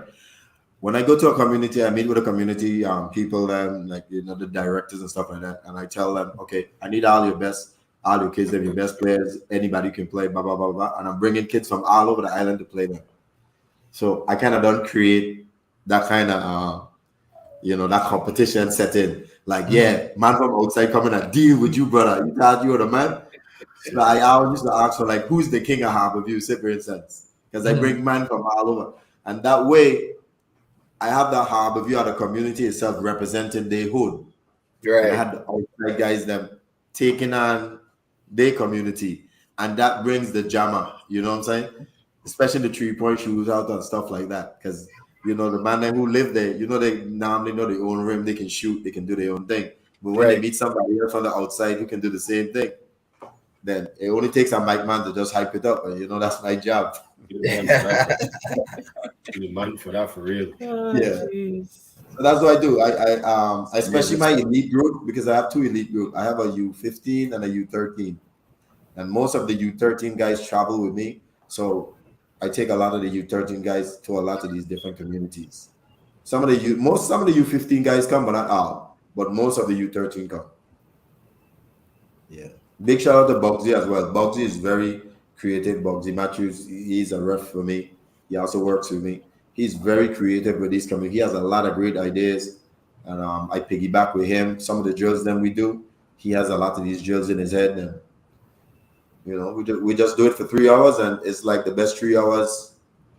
Trust me, I don't have voice when I finish, so you know I had to be wilding up. Yeah. Oh, we know how you do. Yeah, We're proud of you for that, man. It'll be good seeing your pictures and your videos you to post in the different community. I think I saw Watergut, Safarali, Harborview was there. Harborview. Those are the 3 I saw. Red Brick was the first. Red Brick, not Watergut. Red Brick is what I meant to say. Red Brick. Yeah, so we proud of you for that, man, because I definitely it definitely brought back memories of when I used to play ball in the different neighborhoods and stuff like that. So that's I'm proud of you for picking up something like that, because I think that's definitely needed. And one thing that you mentioned, that when you go to the other neighborhoods and you ain't meeting up to somebody because you from East and because they're from West, that we come in to fight, you know what I mean? So these kids know each other from young, so they're building a friendship that when they get to the junior high and high school age, they feuding. Because I know this man from since fifth grade, 6th grade, you know what I mean? This is my friend from Lang, you know, I ain't getting mixed up in that, you know what I mean? So that's a good thing that you're doing, taking them to different communities. And like you said, you might not save everybody, but if you could just save 1, 2, 3, 4, 5, you know what I mean? You done your job. Like you said, you're only 1%, but it's a good thing that you're doing there. Definitely. Yeah, man. So, and you can see. I'm gonna answer that question, Mumba from Andrew. Okay. Yeah, go ahead and take it whenever. you can see the youths in the community is starving for it, especially being locked down for like 2 years now. You can see it, and it just shows that the youth them really want to get out there and play, and we're doing it, under the rules, safely and stuff like that. And pretty much the mission and the message that we're really trying to, to put out there is that all is one. It's just one Virgin Island. Even though we live different places, we're still one. And we shouldn't have this animosity in terms of you from East, you from West, you from this hood, you from that hood. A lot of them stigmas is these things. A lot of these youngsters really just picking up from TV. But if we can break that from such a young age and show them that, man, the man from West that you think was that and the man from East, they're no different than me. All of we the same, all of we run ball, all of we do our thing. Then you never know. True sports, we can break. And I have showed it. True sports. Nations who fight war, they actually stop war to actually watch sports. That's why we have the Olympics. That's why we have all these different things. And you have people like Russia and America, they might be fighting today, but if you go to China now, they have the Winter Olympics. Russia and China is competing in sports. It shows that sports have something that can break barriers. And we got to continue to utilize sports, not just basketball, but all different types of sports, because everybody can't play basketball. But if we can do our part in our respective sports, in our respective fields, you never know. We can curb some of these senseless violence that's going on, because it is a lot of senseless violence, and sometimes it's getting so bad. You might not be in nothing wrong, but you can walk out your house and pick up a stray bullet. Right. We don't want to live in a society like that. That's true. We're going to tackle that question, Tegan. I thought he just answered it. Oh, my bad. Yeah, that's what I was talking about, the mission and what we're trying to do. Yeah. So I know earlier I was watching Mumba earlier. I were talking about your son, and I didn't catch all of it. But how is your son doing in basketball? If you could just, for those of us who came late, like me.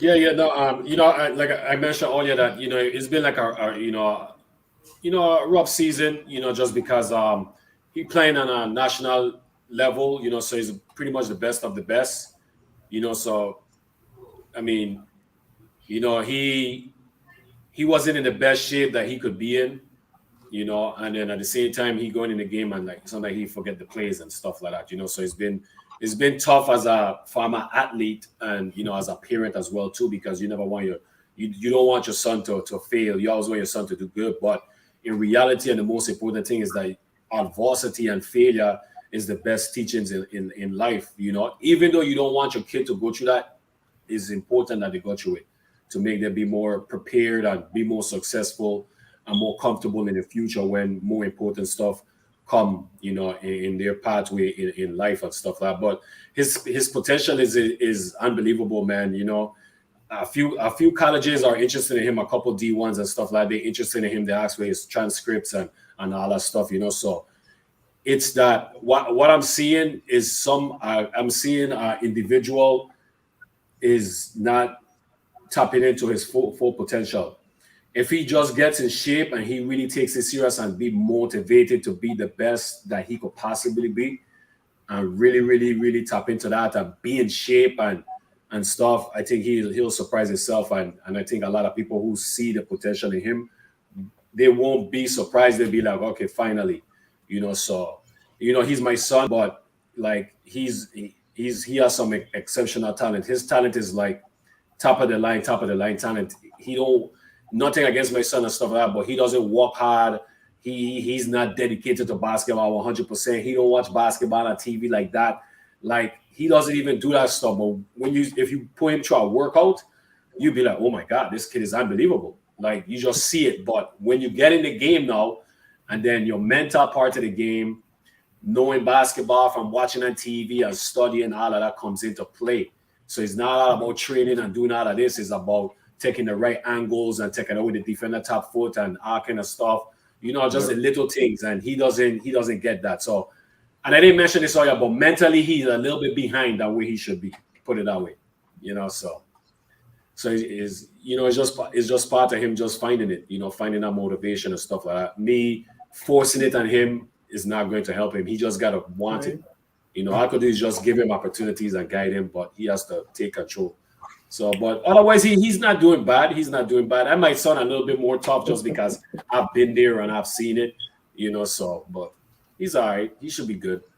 I tell my son, like in many words, when you start to come and ask me, like, we're gonna walk out and do this and do that, that's when I know that whatever it is that you need, like mentally, you finally picking up on it, because when you can motivate yourself to want to walk out and train, and when you getting somebody else practice, that's gonna be like nothing to you.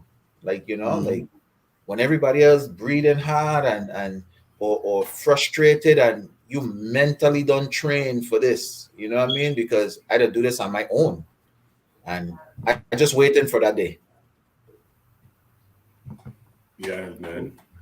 You just You gotta guys, keep man, you guys just gotta stay with them, man. I like I said, they don't have the talent.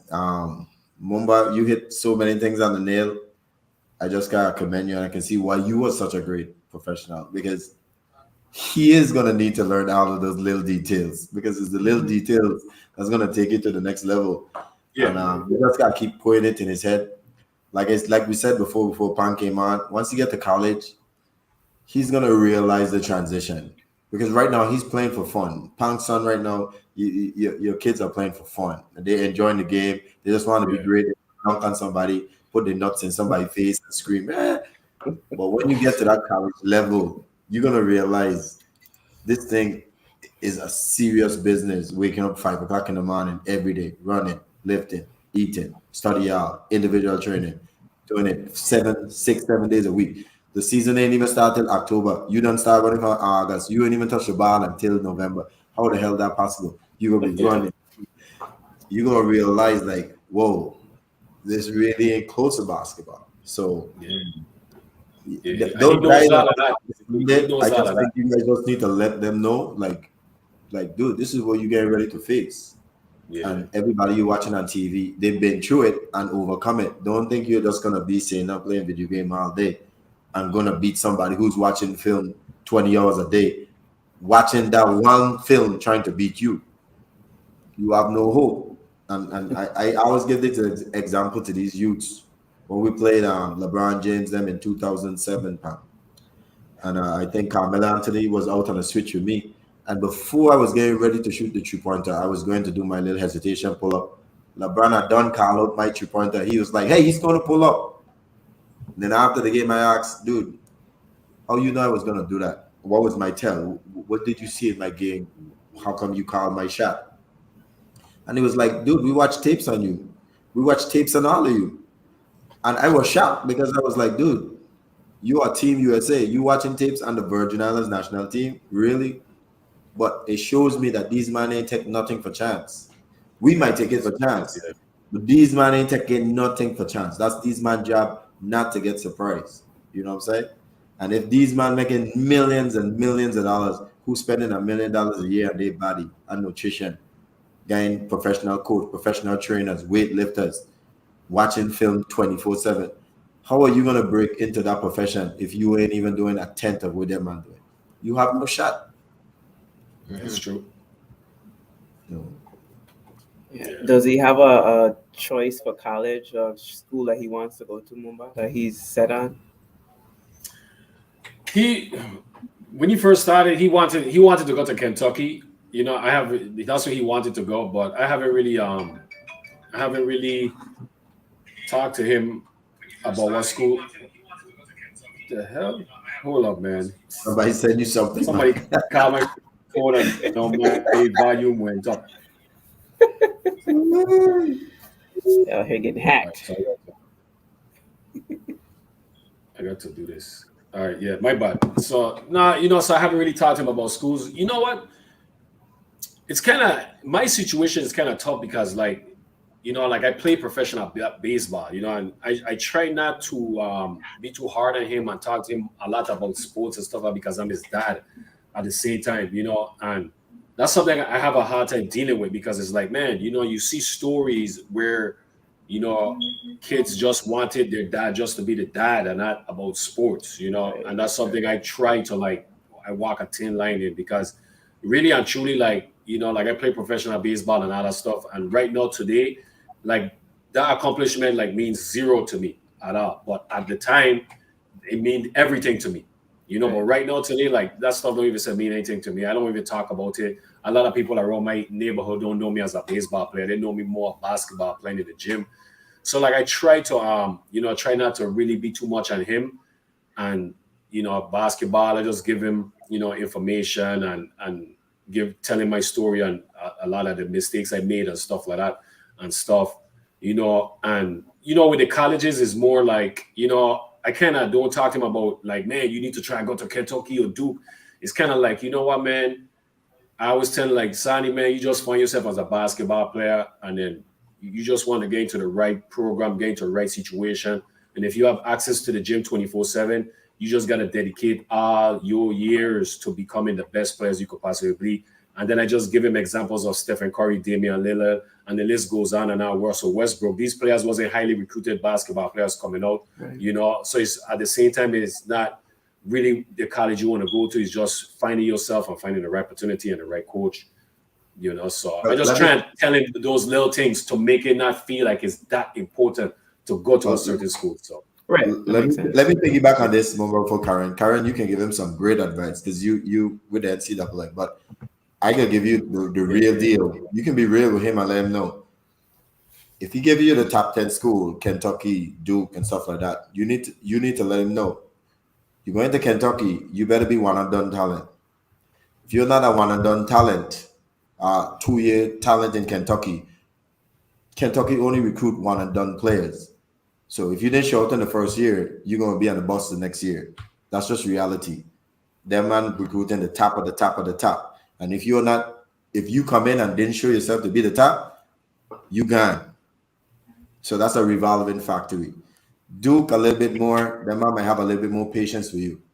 Obviously, the lower the level goes in terms of the top school, they will have a little bit more patience in terms of developing your game. But when you're choosing one of the major schools now, the mentality of you going in, you better know that whether you're not the best, Pam, like we always say, you better believe you's the nicest thing. If you don't have that belief, you have no shot, because you're going to meet 10 nicest thing who believe they're the nicest thing, who believe they're better than you. So that mentality, number one, gotta be very strong when you choose those type of school, because that's the type of players they want. That's the type of players they want. So if he does not fall upon that, he can aim for it, but you have to let him know this is the mentality you have to get for that school. You know what I'm saying? Now, if you're looking for a school now to try to develop you, there's a lot of other high level schools, just like you said, that can, like Westbrook, them can go to UCLA. Those guys will work with you, Gonzaga. Those are high level schools, same way, that will definitely have a lot of patience with you and develop your game. And you can still make it to the lead from those schools. But once you say Kentucky, it's a good or bad. If you're that good, you get drafted, he made the right choice. If you probably get caught, then it'll be tough for you to go to another major school, because all the rest school could be like, well, you've been to Kentucky, you couldn't handle the pressure. Why you think you could end up in the league? You know what I'm saying? So yeah, that's true. You just gotta give him some realization about these schools. They look pretty on TV. I know the colors them look good, but at those major schools, it's very doggy, grimy. You gotta watch out. Yeah, and I'm always a proponent of HBCU sports. So, up and coming, we got some really good basketball programs here in the MEAC. But the end, Mumbai, you are a product of an HBCU, so you understand. So, you don't have to, be at the biggest name school or, the top of the Division I to get to the league or to get to the next level. So, make sure he considers some HBCUs during the whole process.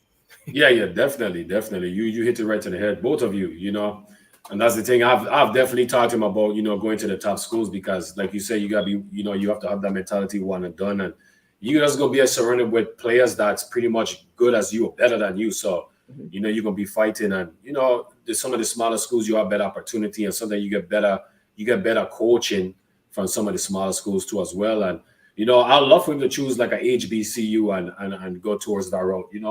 So because at the end of the day, for me, it's just him. For me, it's just him being happy, man. Once he's happy, I'm good. And that's the most important thing.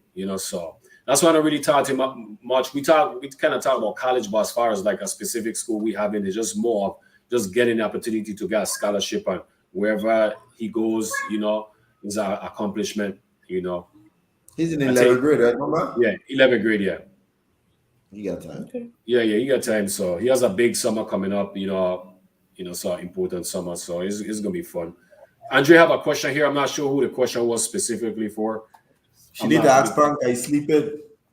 Yeah, I'm sleeping. Where does that fun mentality comes from, and how do we define fun to these kids, these young athletes? So I'm thinking that question might be for you, Tegan. I mean, I was talking, but I don't know if it was meant for me or you. Say again. No, the question Andre asked, he asked the question, but I'm not sure who it was for. Because he said, where does the fun mentality comes from? And how do we define fun to these young athletes? No, I think really the fun mentality comes from the coaches, especially at the high level, because when you're winning, obviously it is fun. When everything is going great, it is fun. But what the youngsters them don't understand is they think like fun is, they're playing their little 2K or whatever and their video game, and that's fun. Like going outside, shoot a couple jump shot, couple fade away, and that's fun. Their fun is different than what the coach is actually talking about. What the coach is really talking about is if you put in all the hard work that you can do, all the extra training, all the focus, everything you can do, okay? And then all of you guys have busted it. Like all of us a team right now, and we busted it, and we have done everything we can do. When we go out there to the game and we see that all the hard work is coming to fruition, the game now becomes fun. Because now all of us is moving at the same beat. We become one as a team. That's when the game comes fun. Winning is always fun. But believe me, losing is not fun. Then you all busted, ain't no fun. Somebody crossing you over, dropping you. Ain't no fun in that. You know what I'm saying? So the fun that the coaches them are talking about is a different type of fun that the youths them are thinking. It's not about that. It's about putting in all the work, doing the best you can do every time, being self-disciplined, eating right, lifting, doing all the things that you can do, making sure that the practices are so hard that you exhaust yourself, that when you get in the game becomes easy. Then the game becomes fun. Then they talk about the game slowing down. The game don't actually slow down in terms of speed. The game slows down in your mind because everything that everybody's throwing at you, you've already seen it and been through. That will make the game fun because, I see you playing me this way, but guess what? I can counter you this way. I see you doing this against me, but I already have the answer against you. That will make the games fun. Yeah, Definitely agree. No, I definitely agree, man. I definitely agree. I just think that as the older you get, and just to piggyback on what you said, Tegan, from my perspective, I just feel like the older you get, you're gonna find more fun in the competitiveness more than anything. And with Tegan said, winning and stuff like that, and winning the right way. And I just feel like coaches should definitely communicate with their players and stuff like that to make it fun as well too, but be disciplined and make sure if we're gonna have fun and we're gonna compete, we got to make sure we do it the right way and not do it the wrong way and develop bad habits that's going to affect us, in the future, but definitely just to add on a little bit. That was a good question, man, Andre. Good question. And I apologize for the question you asked Karen. I forgot to put it up, so I apologize on the delay on that one. I got you. Blame it on the time off. Rusty Everybody rusty. You're rusty with these. So have we come to a decision how long we're gonna do these interviews? So we can let the fans know. I think an hour and a half is fine. Yeah, no more. 2 hours max. An hour and a half to 2 hours will be good.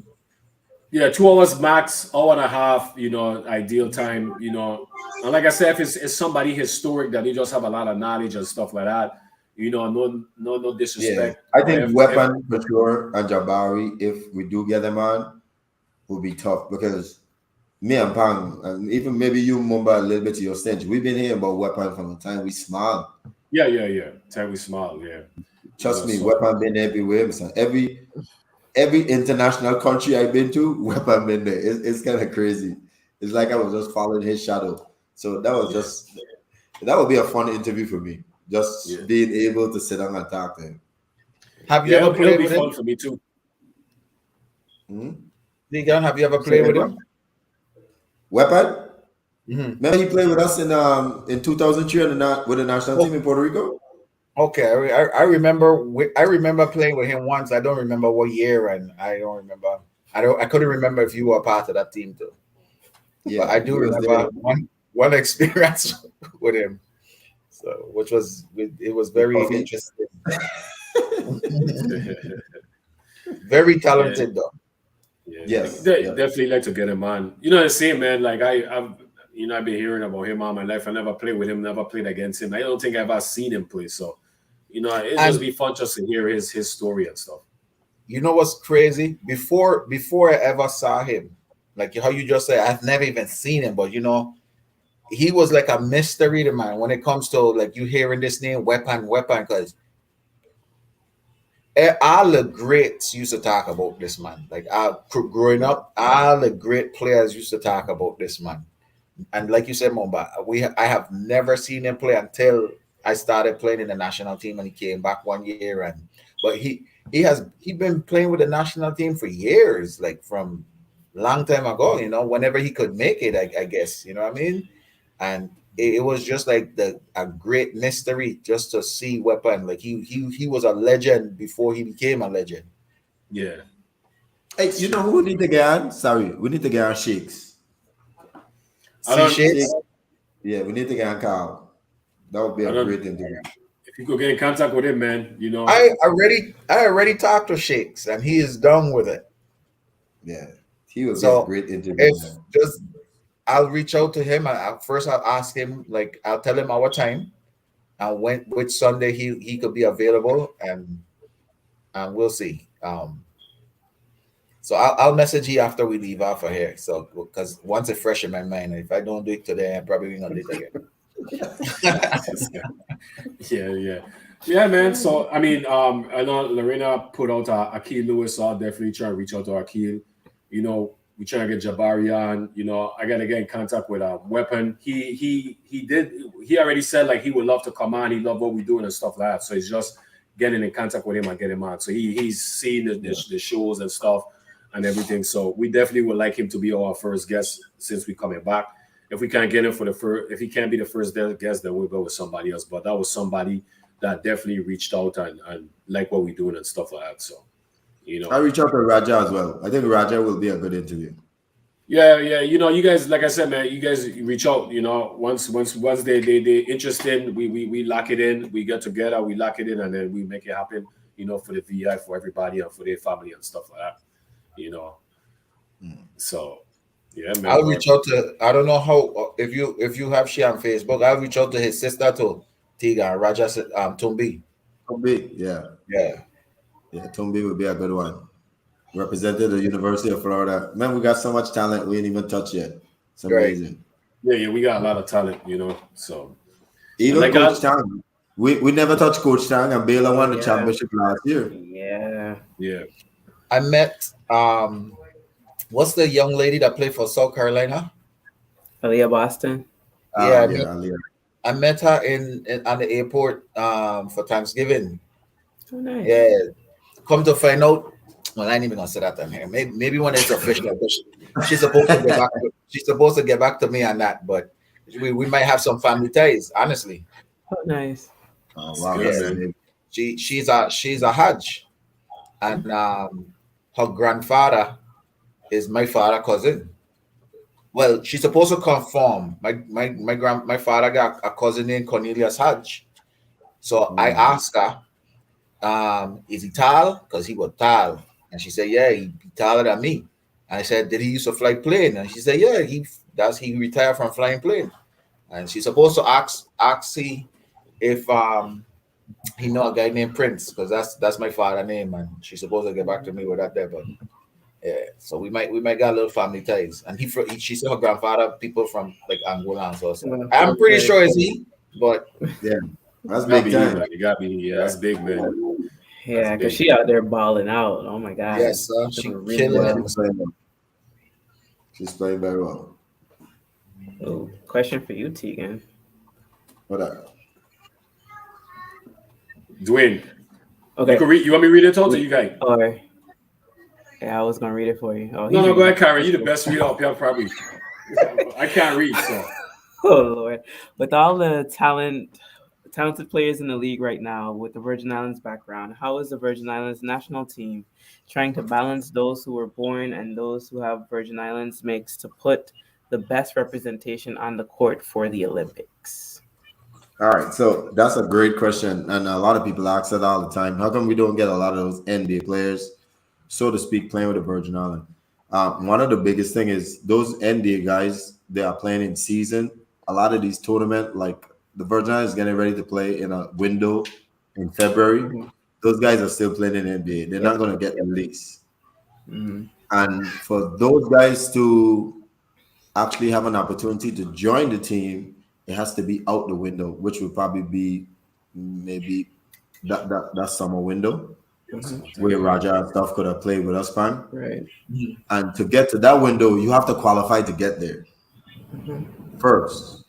So a lot of times, a lot of guys don't know what the Virgin Islands have to go through to even be on the big stage. They think like they just pick us out of a hat. Not for you doing, but I'm saying about people. You know, Punk, they believe like we just landed there playing against LeBron James. Then it didn't work like that. We had to go to the Right. Caribbean region. We had to go to the Central American region, and then we go to the Tournament of the Americas. You remember, Punk? Right. So when we get to the big dogs, then we already been to two different battlegrounds we had to go through, and those were tough. Mhm. Those are not easy, Mumba. And So it's a lot of these other country, because they have those big leagues that they have in their country, they automatically qualify to, like, be invited to the Olympics. And so we have to play in all these Right. tournaments Tegan just mentioned, because we're not a big territory, so we got uphill battle from the people gate. don't understand how what type of gigantic leap the Virgin Island basketball been doing for years. We are playing against USA, Argentina, Canada, Brazil, Puerto Rico, DR, all these countries with millions of people and millions of dollars in terms of budget. And when you look at all of those countries, Venezuela, Uruguay, and you see tiny little Virgin Islands, who is the only outlier is we. And we had to go through the gauntlet to get to those levels. It's not easy. And we are in the toughest region in the world. The toughest. And You it have USA seems like number one. Uh-huh. whenever we there in them tournaments, like, we always got to play the toughest teams and stuff. Like, we always have been in a bracket with the toughest team. So The hardest we teams. we always have to fight just to qualify to make it to the championship game. Like, we have to play the toughest. If you ever notice, Tegan, any team that we play in the championship, we play them twice. Yeah. We beat We was them. in their bracket. Yeah, we beat them and then meet them in the championship. And Yeah. so they is the best team and we is the best team. But we always have to play them first before we get there. I always Yeah, used to wonder about that day. no, because the nature of our population, they automatically think like because our population is so small and we are the Virgin Islands, we were going to be a pushover. So you always Right. want to play the weakest team first. But we always show a monkey wrench in all these tournaments. Like, nah, Papi, you in for what today? Yeah. You know what I'm saying? We ain't a pushover like you think. Even Right. when we went to China and we deal with that man in China, remember China play us first. Right. And we let And, the and, man and all the way through until the last 3 minutes of the game. And all the Chinese were like, dude, what the hell is the Virgin Islands? I was like, wait, you guys think we were some kind of coconuts playing? No, buddy, we come to play. But that's just a fight. You have the people need to understand. We are always look at. They like to talk about Cinderella. We are below Cinderella. We are always the underdog, underdog, underdog. So where all these other countries now have the riches to put their best of the best, we have to go through all these gauntlet. So for our NBA players, them to meet that, we have to qualify these 2 stages before those guys can join us. And they're not going to be able to join us during these windows in which they can play. So we have to use the local talent, so to speak, to get. And then for years, man, you know this more than ever, the local talent in terms of ourselves, the core, we go through all the gauntlet, the low to the medium to the high. And then once we get to the high, the low talent kind of get ushered out, who kind of felt it was unfair, you know. But that was just the nature of the beast. They, you know, they could go with the big name talents over the local talent. But you know, now we are under different leadership with President Baker and Dalabao. If we can get more of the local talent to come through the window and mix it with the talent now that's in the States, I think we'll have a very strong team. The problem we have now is we can't get to practice. The windows are crazy because when we used to go pan, it was a tournament where we played 5 games out of 7 days and stuff like that. Practice for 2 weeks ago. Now they play home and away. So that's a monster because now you got bring players from away, fly in to go and play 1 game here, come home. The Virgin Islands don't have enough money to compete at that level. That tournament was not designed for us. That tournament was designed for the big boys. So the fact that we're still playing at that level is commendable, but unless we have serious, and it's just the honest truth, unless we have serious financial backing, I don't foresee the Virgin Islands going to last long at that level in a couple of years. A lot of those teams or countries, they have A team, B team, C team, and so while the NBA players are away, they still got a wealth of talent represent them to throw some of those tournaments. Exactly. Like for instance, USA team, their NBA players playing, but their G League team is playing to qualify. Right. We can't do that. Right. It's crazy. Yeah, they keep reaching out to my cousin Daquan to play, but he's overseas playing now, so he can't play in their February window game because he's, you know, out there making his money doing this thing. Daquan Blake? Hmm? That's your cousin? Yep. I didn't know that. Oh yeah. So yeah, his father and my mother were first cousins, so we're close. The oldest brother, you know, it was 3 boys that all played sports. Devon played baseball. Deshaun was the one that got drafted by the Yankees, maybe, and Daquan played basketball. So the oldest one is here in Virginia with me. Nice. So here's something you said very quick, Karen, that makes that a lot of people don't understand as well. The financial. Now, a lot of these guys that's playing overseas, they're not going to be able to just leave their salary to come home to the Virgin Islands because Pang will tell you, Mom will tell you, we normally do that pro bono. We don't normally make nothing. Sometimes nothing, maybe a little thing, but it's nothing major compared to our salary overseas. So it's going to be hard to get like your top talent to leave their paying job to come home to play with the national team where you're pretty much doing it for free. If you get hurt, your dog is on you. You know, so that is very extremely tough until we actually sit down and kind of say, look, the Virgin is going to need a serious budget if we're going to compete at that level. And like you say, Pan, develop the lower talent so we can have this top tier A players, B players, C players, so we can have A, B, and C, and we have that pool. I think that's the only way we can go to, but it could take money to do that. I remember a time. I can't remember what year, probably 2001, 2002. I had a teammate that was from EWC that was from Dominican Republic. So he ended up getting called up for Dominican Republic. And I remember, so he was like, man, he was telling me, man, that was an experience, telling me, man, but what I like the most is that check. And you know, I kind of get quiet because I don't know what I feel like, you know what I mean? So he was like, man, how much they be giving y'all? I said, we don't get paid for that. You know, our budget, we don't get that in our budget. He was like, for real? So he said, man, they got to give me such and such just to even get on the plane. And that's not even what they paid me to play. They got me, give them a check just to get on the plane to come over there. Wow. And then the actual check for plane. and we don't see nothing like that there. You know what I mean? No, not even Yeah. close. Y'all should see that. Not even Y'all should close. see that. Like I said, the fact that we even play at that level Y'all for should so see many that. years, winning. Let me tell you something, Mumba. You know the funny thing? Y'all should see that. What What Pang just said. we should see the check. Y'all should see that. Oh, okay. I thought you were sticking on because I keep hearing the question over. No, that's a statement. A statement. I should see that. You know. Yeah. I feel you, man, but I know somebody brought up something about Uchi Richards, and I won't defend that. I've seen Uchi did some magics, and I must commend him for the work he did. And man, Uchi is really the Virgin Islands true and true. I'm not saying he's perfect, but this man represent VI when we travel, Pang. We had the respect that even though they look at us like second class citizen a lot of the time because of Uchi, a lot of people had to fall in place, especially Puerto Rico.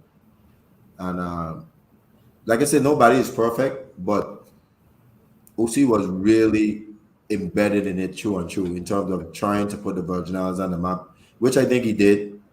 Now, there's other things that could have get done better in terms of keeping a stronger team. I felt like if we had a better way to keep Jabari Brown and that team we had in 2002 in Rock together, I think we could have definitely made a lot more noise because I think that was one of the strongest team, Pang. Would you admit? 2002 Iraq, we beat DR. I mean, that team was amazing with Roger Bell, Calvert White, and stuff like that. But I would never knock Uzi on what he have done. Could he have done things better? Maybe, but in terms of his heart and soul and what he's given to the Virgin Islands, I've seen Uzi looking to fight a man when we've been in Cuba. Pam. Remember the Puerto Rican who tried to cut in front of me? Yeah. I see Uzi face to face with this man like this, and he talking Spanish and Uzi talking English. And Uzi telling he not because he's a Puerto Rican, get your ass to the back of the line. I see it. Like I'll say this, right? I'm gonna be totally honest, 100% honest with what we're talking about. You like you said, like he done a lot for the VA and stuff, which I agree on stuff. But I'll say this, and there's nothing against him or anything like that because he's not here on the platform to defend himself and stuff like that. So I don't want people in the public to think like we're just talking about him. We just kind of touching on some stuff. But I'll say this, and I think one of the major problems is that when somebody's doing something wrong, we got to hold them accountable to the highest level. That's the only way change is going to be made, and that's the only way everybody going to be happy overall. If some people is getting, if we are in the same team, Tiga, myself, you, Pan, which we have been, and I'm a perfect example of that. If some people is getting treated better than some people, the people who's not getting treated good is going to speak up and say something, and that's where the problem lies because the people who is getting treated good, they're seeing that other people is not getting treated good and they don't say anything. And that's the problem. That's my problem with VI national sports overall, is that some people get treated better than others and it can't be like that. The island is just too small. I can't get treated bad until he can get treated good when me and him is good friends. You know what I'm saying? And if he doesn't speak up for me, I'm going to feel a type of way. Vice versa, Pang, if I get treated better than Pang and I know he should be getting treated better, I got to speak up for him. If I don't speak up for him, that brotherhood, we might still be friends, but I didn't really do the right thing. And I think that's the major problem with VI sports, man. We got to hold, no matter how good you could have saved somebody's life. Yeah, you did something good, but the damage you doing is affecting a lot of people, and the trickle-down effect is going to be worse. It's going to be worse, and I think that's the problem. Honestly, real talk. Tegan, tell me how you feel about what I'm about to say. And Mumba, that's a good point you're making. Tegan, you said 2002 was probably talent-wise the best team that we had when we was in St. Thomas. But was that the best team that we ever had, like as far as compared to the team that we had in Panama or even Brazil? And these are the teams that majority of the players probably none of us gain a sniping or any type of financial gain to playing. And these are some of the best teams that we have ever played on, when nobody has an ego, nobody has a seniority or entitlement.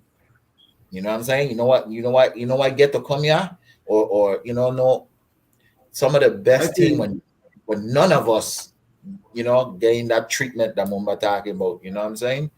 And I gonna say something on Usi behalf.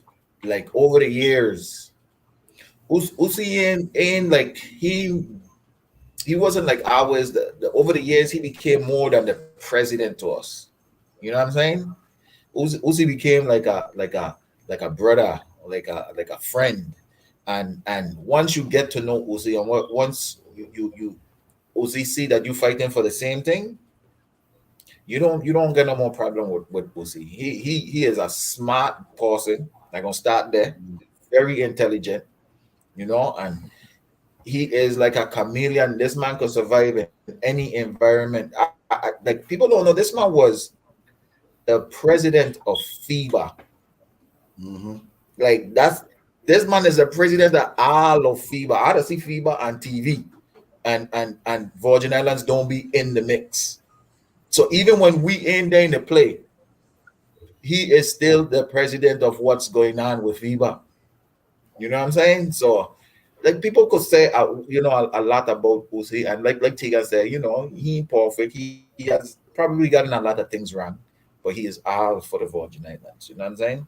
And most of our family member, like I know, like me and Tegan for sure, most of our and Coffee for sure, because those are the people that I know. I never know anybody else business. You know what I'm saying? But me, Tegan, and Coffee, we always know about each other, and like Yeah. our family members and friends, and so used to, you know, and it was always hard, because they just fight, they just showing the passion that they get for us. You know what I'm saying?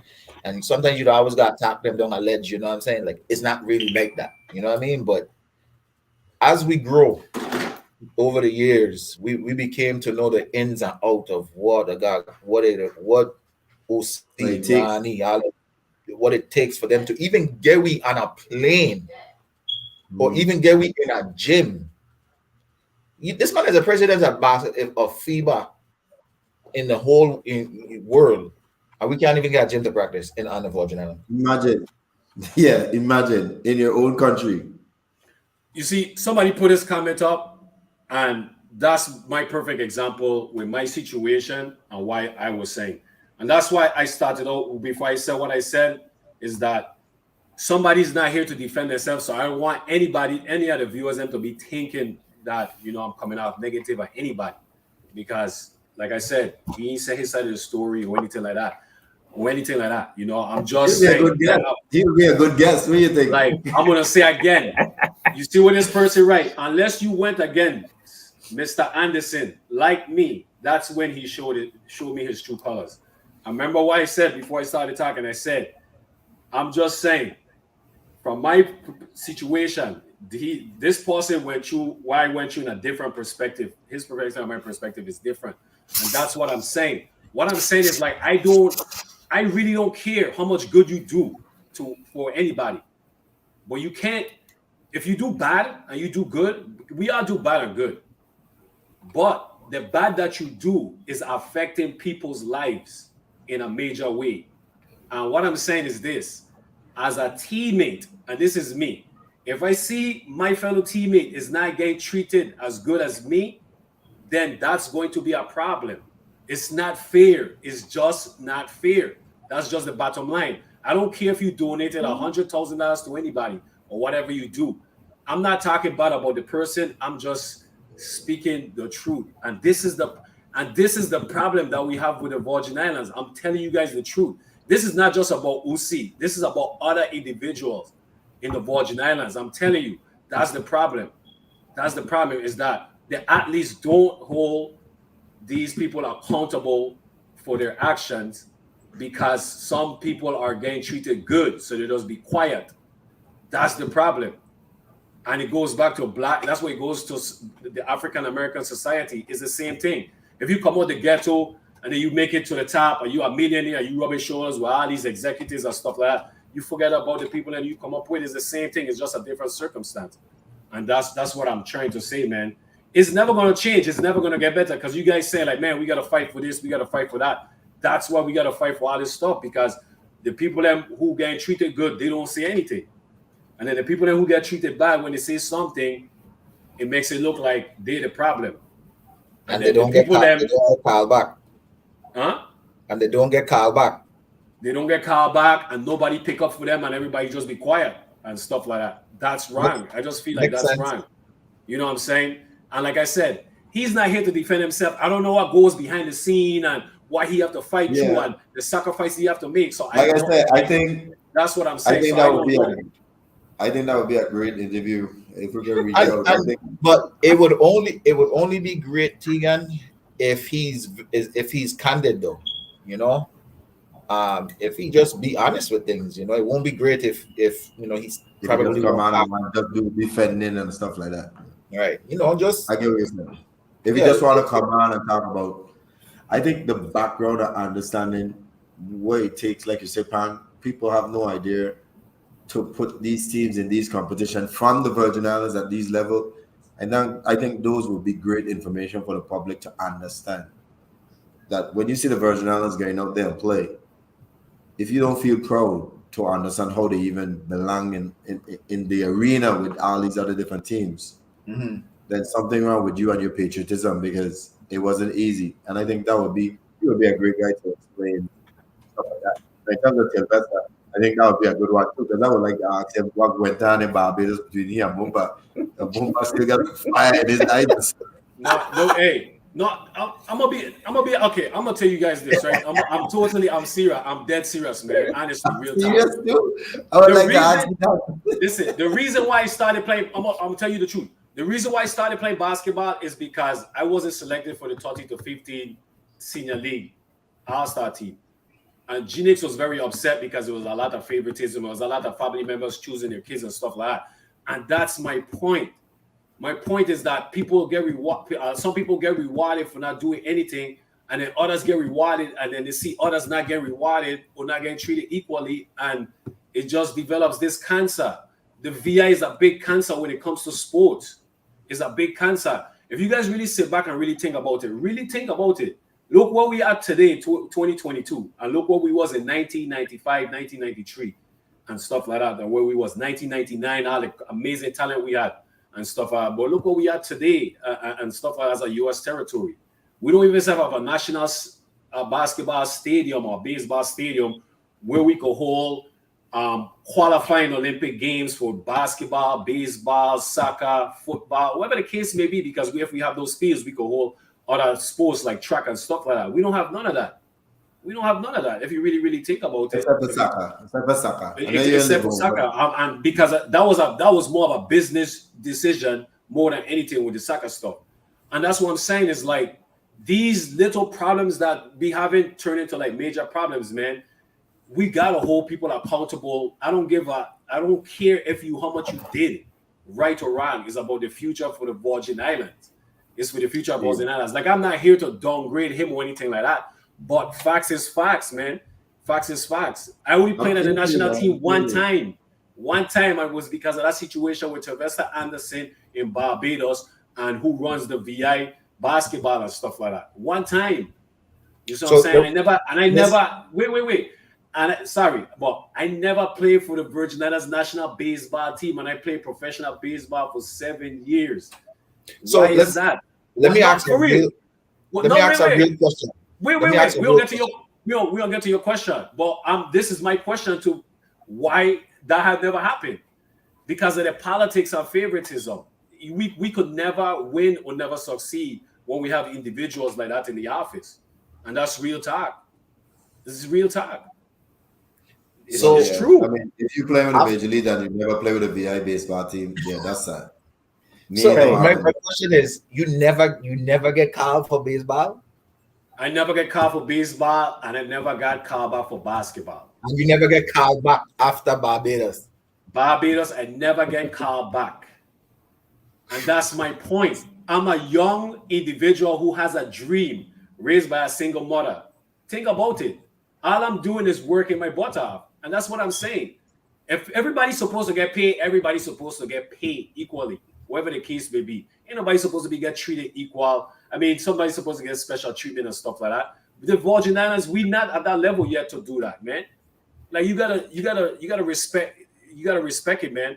And the athletes who know the rank has to step up and speak up. They have to, man. Because at the end of the day, when we get between the lines, we sacrifice each other. We sacrifice for each other. On the court, we got to do the same thing off the court. If some people get upset and stuff like that, that's cool, but it's the truth and it's the future for VI sports. That's why we ain't gone nowhere yet. We still look what we stuck in the mud. We stuck in the mud. It'll also leave a bad taste in people in the ones that don't get the good treatment. It'll also leave a bad taste in their mouth because a lot of people, even if they get called back or not, a lot of people didn't come back because of like how they got treated on their first experience, or or had a bad experience, and they be like, man, F this. Especially if they ain't getting paid. I ain't coming back there. You don't pay me, like that's the first thing out their mouth. You don't pay me either you don't pay me enough or you don't pay me at all to come and deal with this. You know what I'm saying? I'm going back to what I was saying. Some of the best teams that we had as far as playing for each other was the teams that probably none of us getting paid. You know what I mean? Yeah. Like all of us just here for the same reason. We want to represent our country and get a free trip. You know what's happening? People knew people knew stuff that other people didn't know, and they wasn't happy with it. I'm gonna just put it as that. I wasn't in the national. I only been in the national team 1 year. I know more than I supposed to know. I'm not getting into it and stuff like that. It is what it is. But I'm gonna keep it real. Man, that's a preview for 2022. That show coming near you. People gonna have to start. Listen, people gonna have to start holding people accountable, and that's just the truth, man. And if that person is upset because you calling them out to make the place better, then that's a problem. It's just the truth. We can't sit here on the podcast, or we can't be saying VI this, VI that, VI this, VI that. When I know my brother, in the chat got treated a certain way, and I never speak up for him. Like, hell no. No, you know what? We're not playing for the VI team. We'll get somebody else. That's how change is gonna be. We can't scream VI and we not representing the right way. It's just the truth.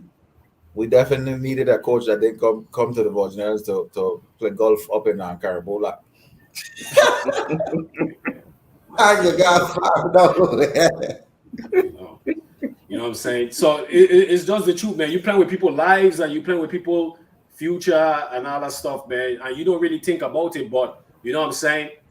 We, like you said, like Tegan, we were talking about how much you do it for the community, and you know what I'm saying? You saving people's lives. You can't save everybody's life, but you saving people's lives. And it goes back to the same thing. I'm gonna use myself for example. We have somebody in the chat that's speaking their mind and stuff about, but I'm gonna use myself as an example. You know what I'm saying? The way how everything went down in Barbados and stuff like that, and everything with me, right? Suppose I take a different route and really, really do something different and just do something crazy and never went to college and stuff because of that situation. It's the same thing. Nothing changed. It's the same thing. And this man didn't know you being a bad man at one point. He was really trading luck. No, but for real, and that's what I'm saying. The environment that I grew up with. Suppose I was like, you know what? F sports. I went through this in baseball. No, I going through this in basketball. F this. You know what? I go into the streets, man. They show me more love. Yeah. And I go to the streets, and the next thing you know, I'm a memory. Everybody saying rest in peace, Mumba, whatever. That's what I'm saying. It's the same thing with Tiga. You doing this out the goodness of your heart. You're not getting paid for this, whoever the case may be, whatever.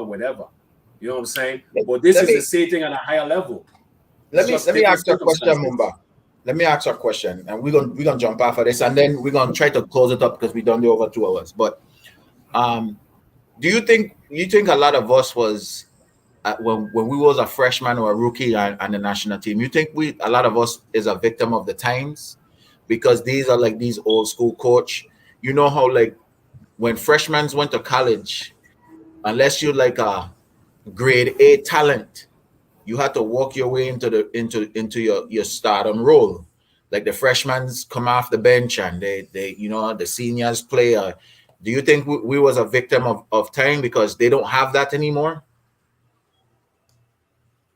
Do you think if we had some of these coaches that they have now, because we all felt like we should have had more playing time, and because when I first started, I didn't used to get a lot of playing time, just like you, um, and I think the difference between you and I, you were playing for a coach that's recruiting you for college.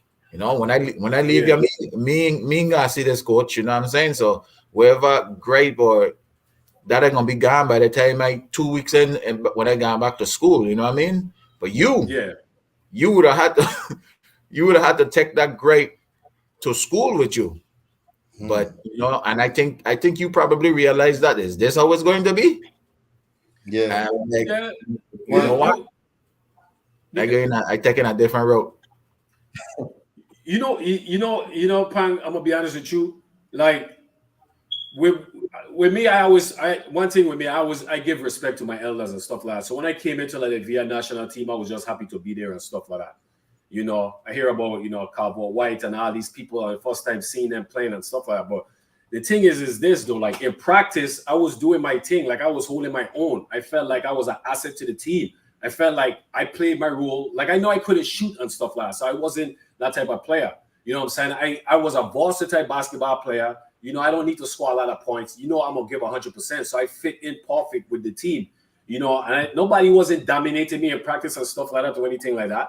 Nobody wasn't gonna outwalk me. My history and where I'm from speak for itself. There was a lot of better basketball players than me and stuff like that. Like me and Coffee was the two high school basketball players. Coffee deserved every amount of minutes he get. His game translate way better than my game, especially on that type of level of basketball. Like all of that stuff, like I understand from since then, but the way how everything went down between me and him, like you said, I was signed to him. I signed with Morris State before Coffee.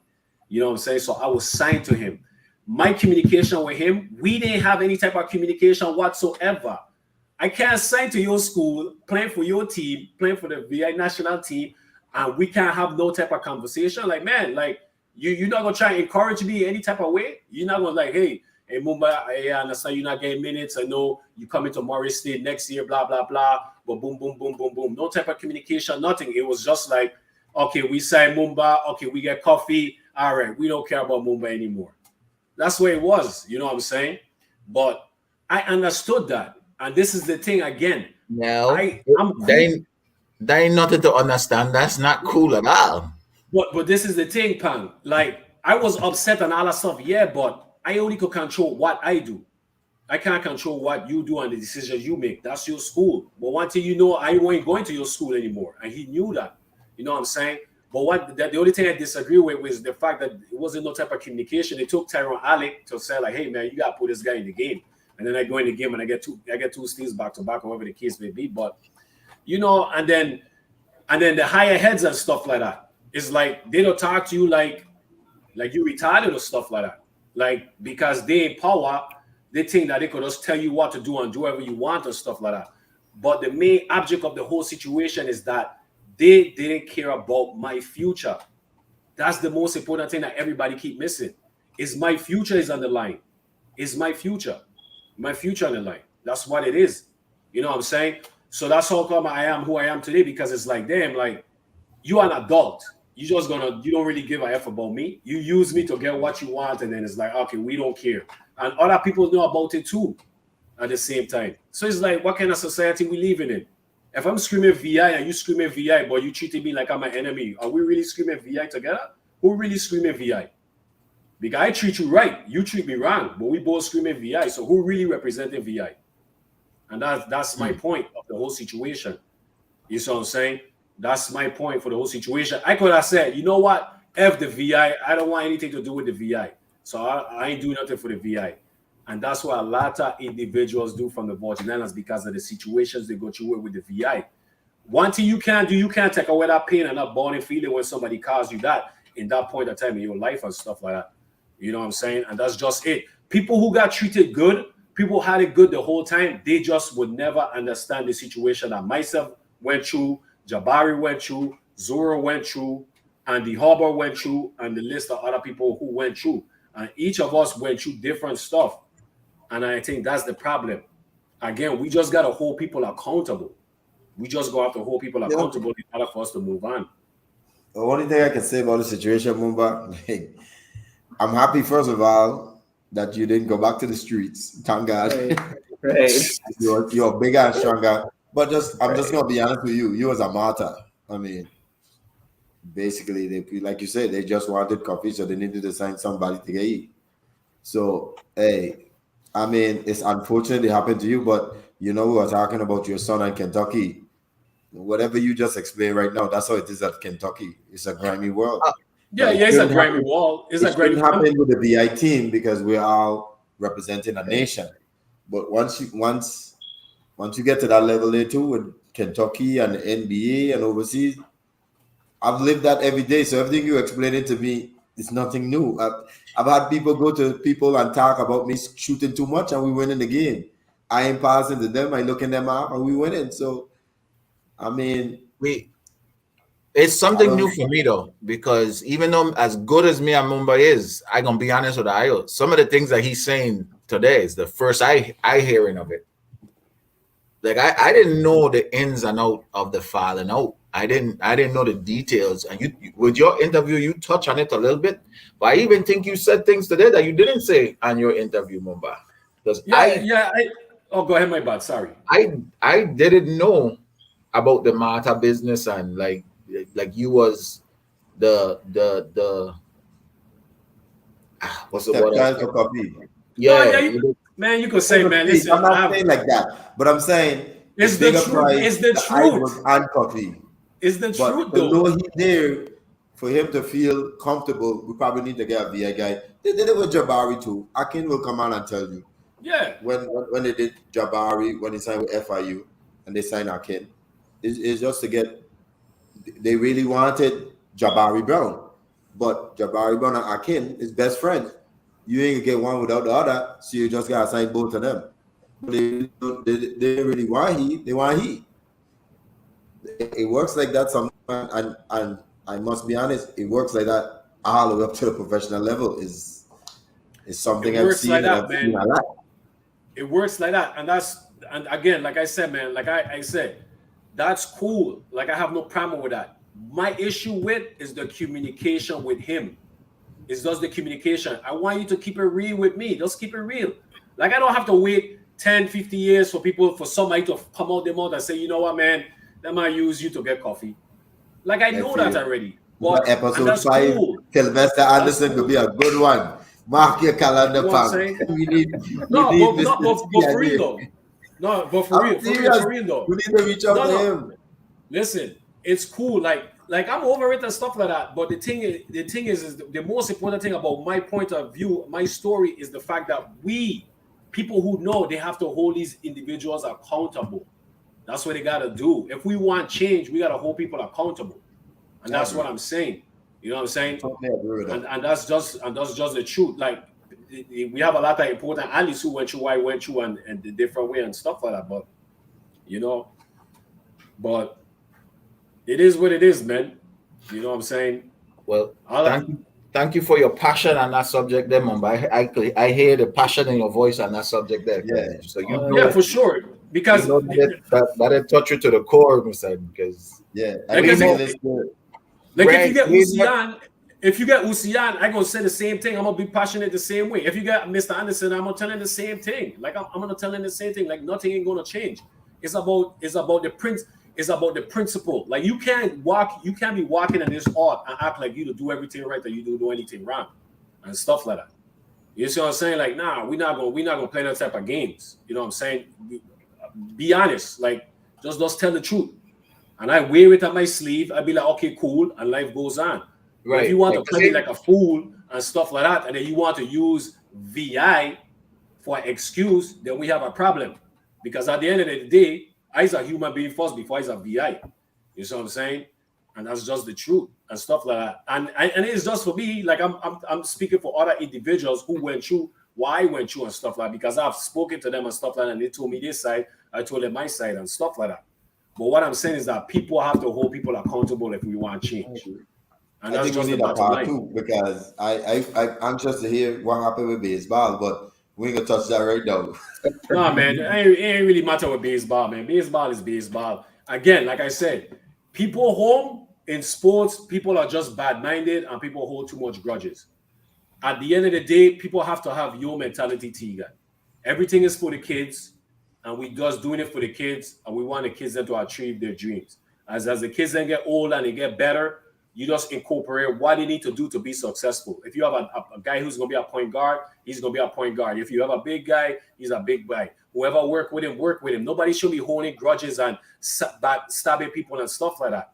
You see it all the time with St. Croix and St. Thomas is the same thing. They always have baseball teams going up to the States, and St. Croix don't have nobody. Like, that's what I'm saying. Like, nobody's holding nobody accountable. It's just a war among each other. And everybody wants to get the publicity, and everybody wants to be the main person to say, oh, I got this person there. Right. Like, right. That's what why I I'm saying. said. Like, That's what I said earlier. Everybody, it takes a Tegan, a Bese, a Bow, a Zoro. It takes individuals like that to come together. Like, and everybody don't have that. A lot of people in it for the money. A lot of people in it for, I did this, I did that. You know what I'm saying? I make this happen. The I factor, you know? Everybody in date for, I doing this for you. I doing this for you, the kids, you know, whatever. You know what I'm saying? I doing this for the island. You know, everybody ain't like that. Well, I totally agree. Karen, last word is yours. Mine after all of that. Just to answer Akeem's question, I think a big part of it is that there are more resources here on the mainland. And you don't have to deal with the politics that everybody just mentioned. Like when you take your kid to get trained in sports, you pay for it, and your money is as green as anybody else's. But at home, it's based on who you know, how you get treated. You know, if you're somebody popular, or they can benefit from, training your kid, or say, hey, I did that, then your kid will get trained. And if they can't have that, option to brag about it, then your kid might not. So that's why one of the reasons why I think kids that have parents in the mainland that are up here kind of do better in terms of training and stuff like that. That's well said. Let me answer one more thing, and this is very short. And Tegan, use a perfect example because you said you have to fight to get a gym, right? Mm-hmm. Look at all the good that you do, and all the good that you do for all the youths them, and they beg you back to come back and stuff like that. You saving kids' lives, right? But you have to fight tooth and nail to get a gym. Why is that? That's what I'm saying. Like, they don't really care. You can't say like, oh, the gun violence are going up and kids is murdering kids when you got a person, Kevin Shepard, who played professional basketball player for so many years, come back and give it back to the youth them, and you have to fight tooth and nail to get a gym and have so many gyms at St. Croix. Like, really? And that's what I'm saying. It's a lot of two-face, a lot of backstabbing, a lot of hypocritical stuff going on. You can't say that. The same people who will post your picture, Tegan, on Facebook and say, oh, he's doing good for the community, is the same person who will deny you from having a gym. And that's what I'm saying. It's just there's a bunch of BS and shady stuff. That's what I'm saying. We have to hold people accountable, and that's it. It's A for me, A for my benefit, or it's for the kids, it's for the future. And I've seen that. I've seen that in person, Mumba. Yeah, you know, he can gain all the praise. Yeah, but let me use the gym tomorrow, man. Wow. Yeah, that's probably. He can get all the praise to his face, but as soon as he said, "Well, yeah, man, he feel comfortable. Yeah, man, let me use the gym to train the kids tomorrow." Nah, man. How much you willing to give me for it? Like. Yeah. That's what I'm saying. Honestly, I can't tell the last one I've been in complex. Why I gotta pay you? It's crazy. You know what I mean? You see what I'm saying? Why I gotta pay you? And that's the thing is I don't expect Tegan to go out and be saying all of this. It's people like me, Pan, and other people should be saying like, man, look what raising the awareness of what Tegan is doing and where he has to go to get a gym.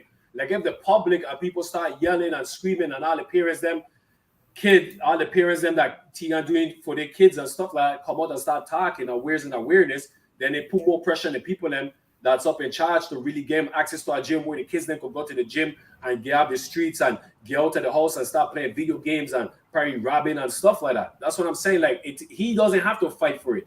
We and the people that are saying Corey who witness it have to fight for it.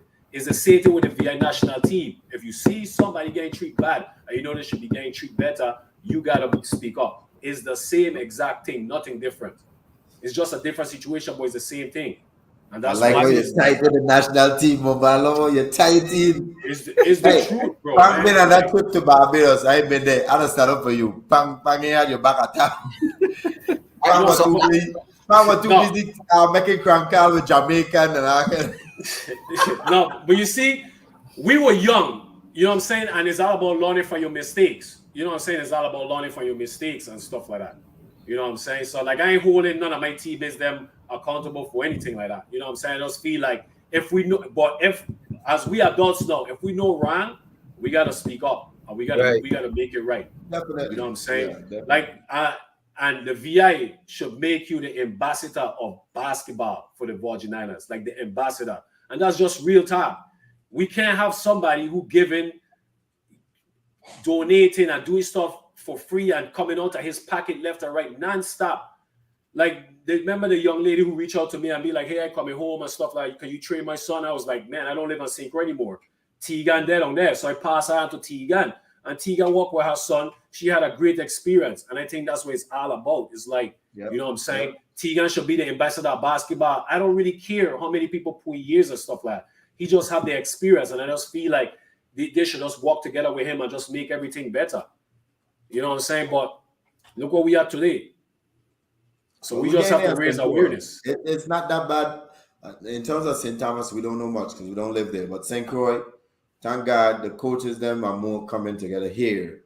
In terms of myself, Sports, Zoe, Haywood, Bow. We're all together. We always been together, but now since the pandemic, we really been together because now we realize the youths them ain't got much in terms of nothing.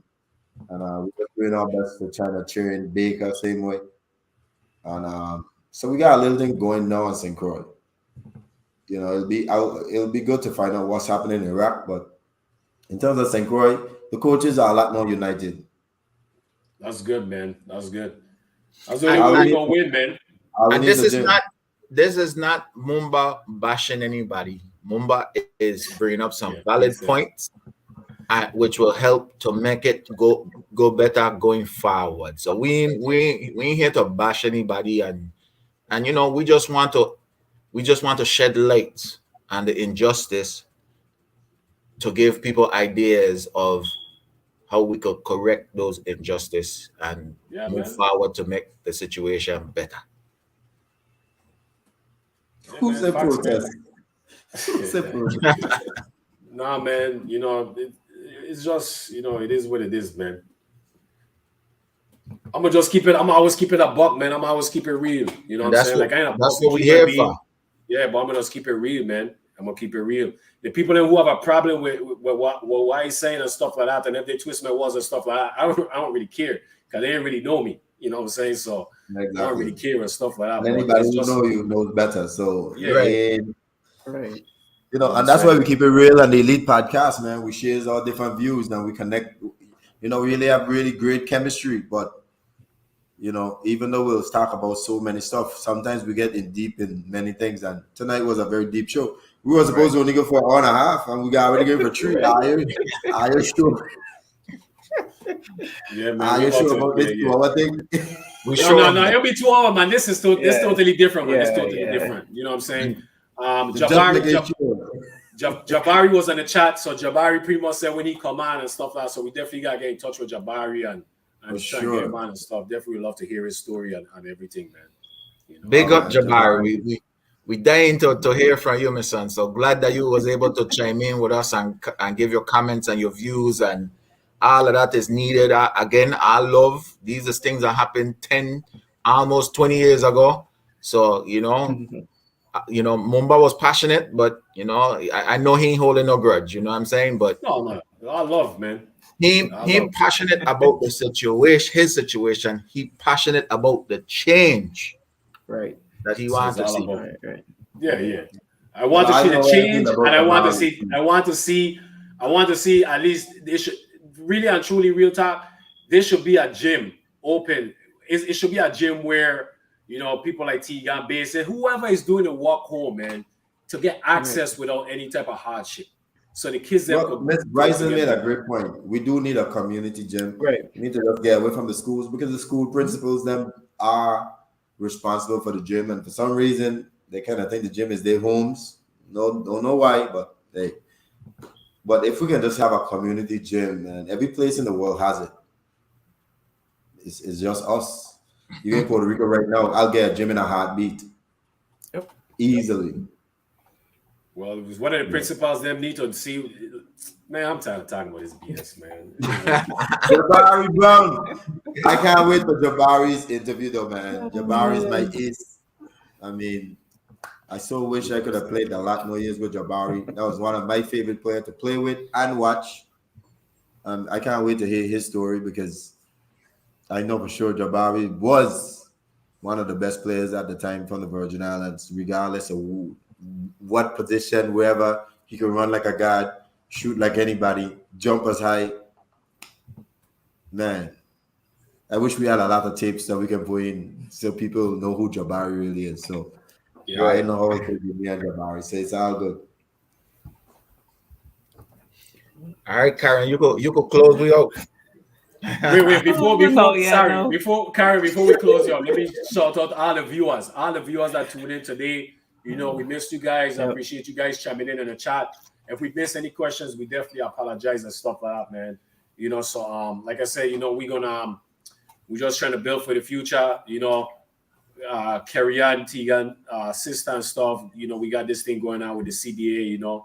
Choice Basketball Association with the youths them and stuff, as well as the Elite Podcast, doing whatever it takes to help out the CBA and everything. So if anybody want to donate or anything like that, towards the program, everything is going back towards the youths, youths traveling, giving youths opportunities and stuff. They have a scholarship in the Dean Haywood and Kevin Shepard name as well, for the VI athletes and stuff. So all we doing, we just trying to give back. We just trying to start momentum, and if other people want to chime in, other people want to participate and help and stuff like that, and just make it bigger and better, you guys more than welcome to contact Carry On, contact Tegan, contact myself. You see it on the ticker right now, choicebasketballassociation.org.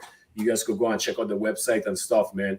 Everything we just pretty much piggybacking on all the groundwork that Tegan is doing. And we just trying to help the youth from the VI, man. That's how we just trying to do. We just trying to make change in a positive way and stuff like that. So just keep that in mind. That's what the podcast is all about. We appreciate all the viewers tuning in. Appreciate you guys, man. Much love to you guys. So I just wanted to say that, Now I'm going to zip it. I ain't got nothing else to say. Oh, gosh. It was great. Tegan over the jealous, Mumba. First impact, no, not yet. He said not yet. Jeez. All right, yeah. Well, we just want to thank everybody for joining us tonight. Make sure you follow the Elite Podcast on Facebook so you can get notifications for updates and our episodes, all that stuff. Follow on YouTube. I think it's 340 Legends on YouTube, maybe, kind of, yeah. But anyway, follow us on YouTube. v.i.legends on YouTube. There we go. Yeah, Follow on YouTube as well. But thank you everyone for joining. We had a great 2.5 hours. Looking forward to seeing everybody next time. Yes, sir. Bless up, everybody. Night, y'all.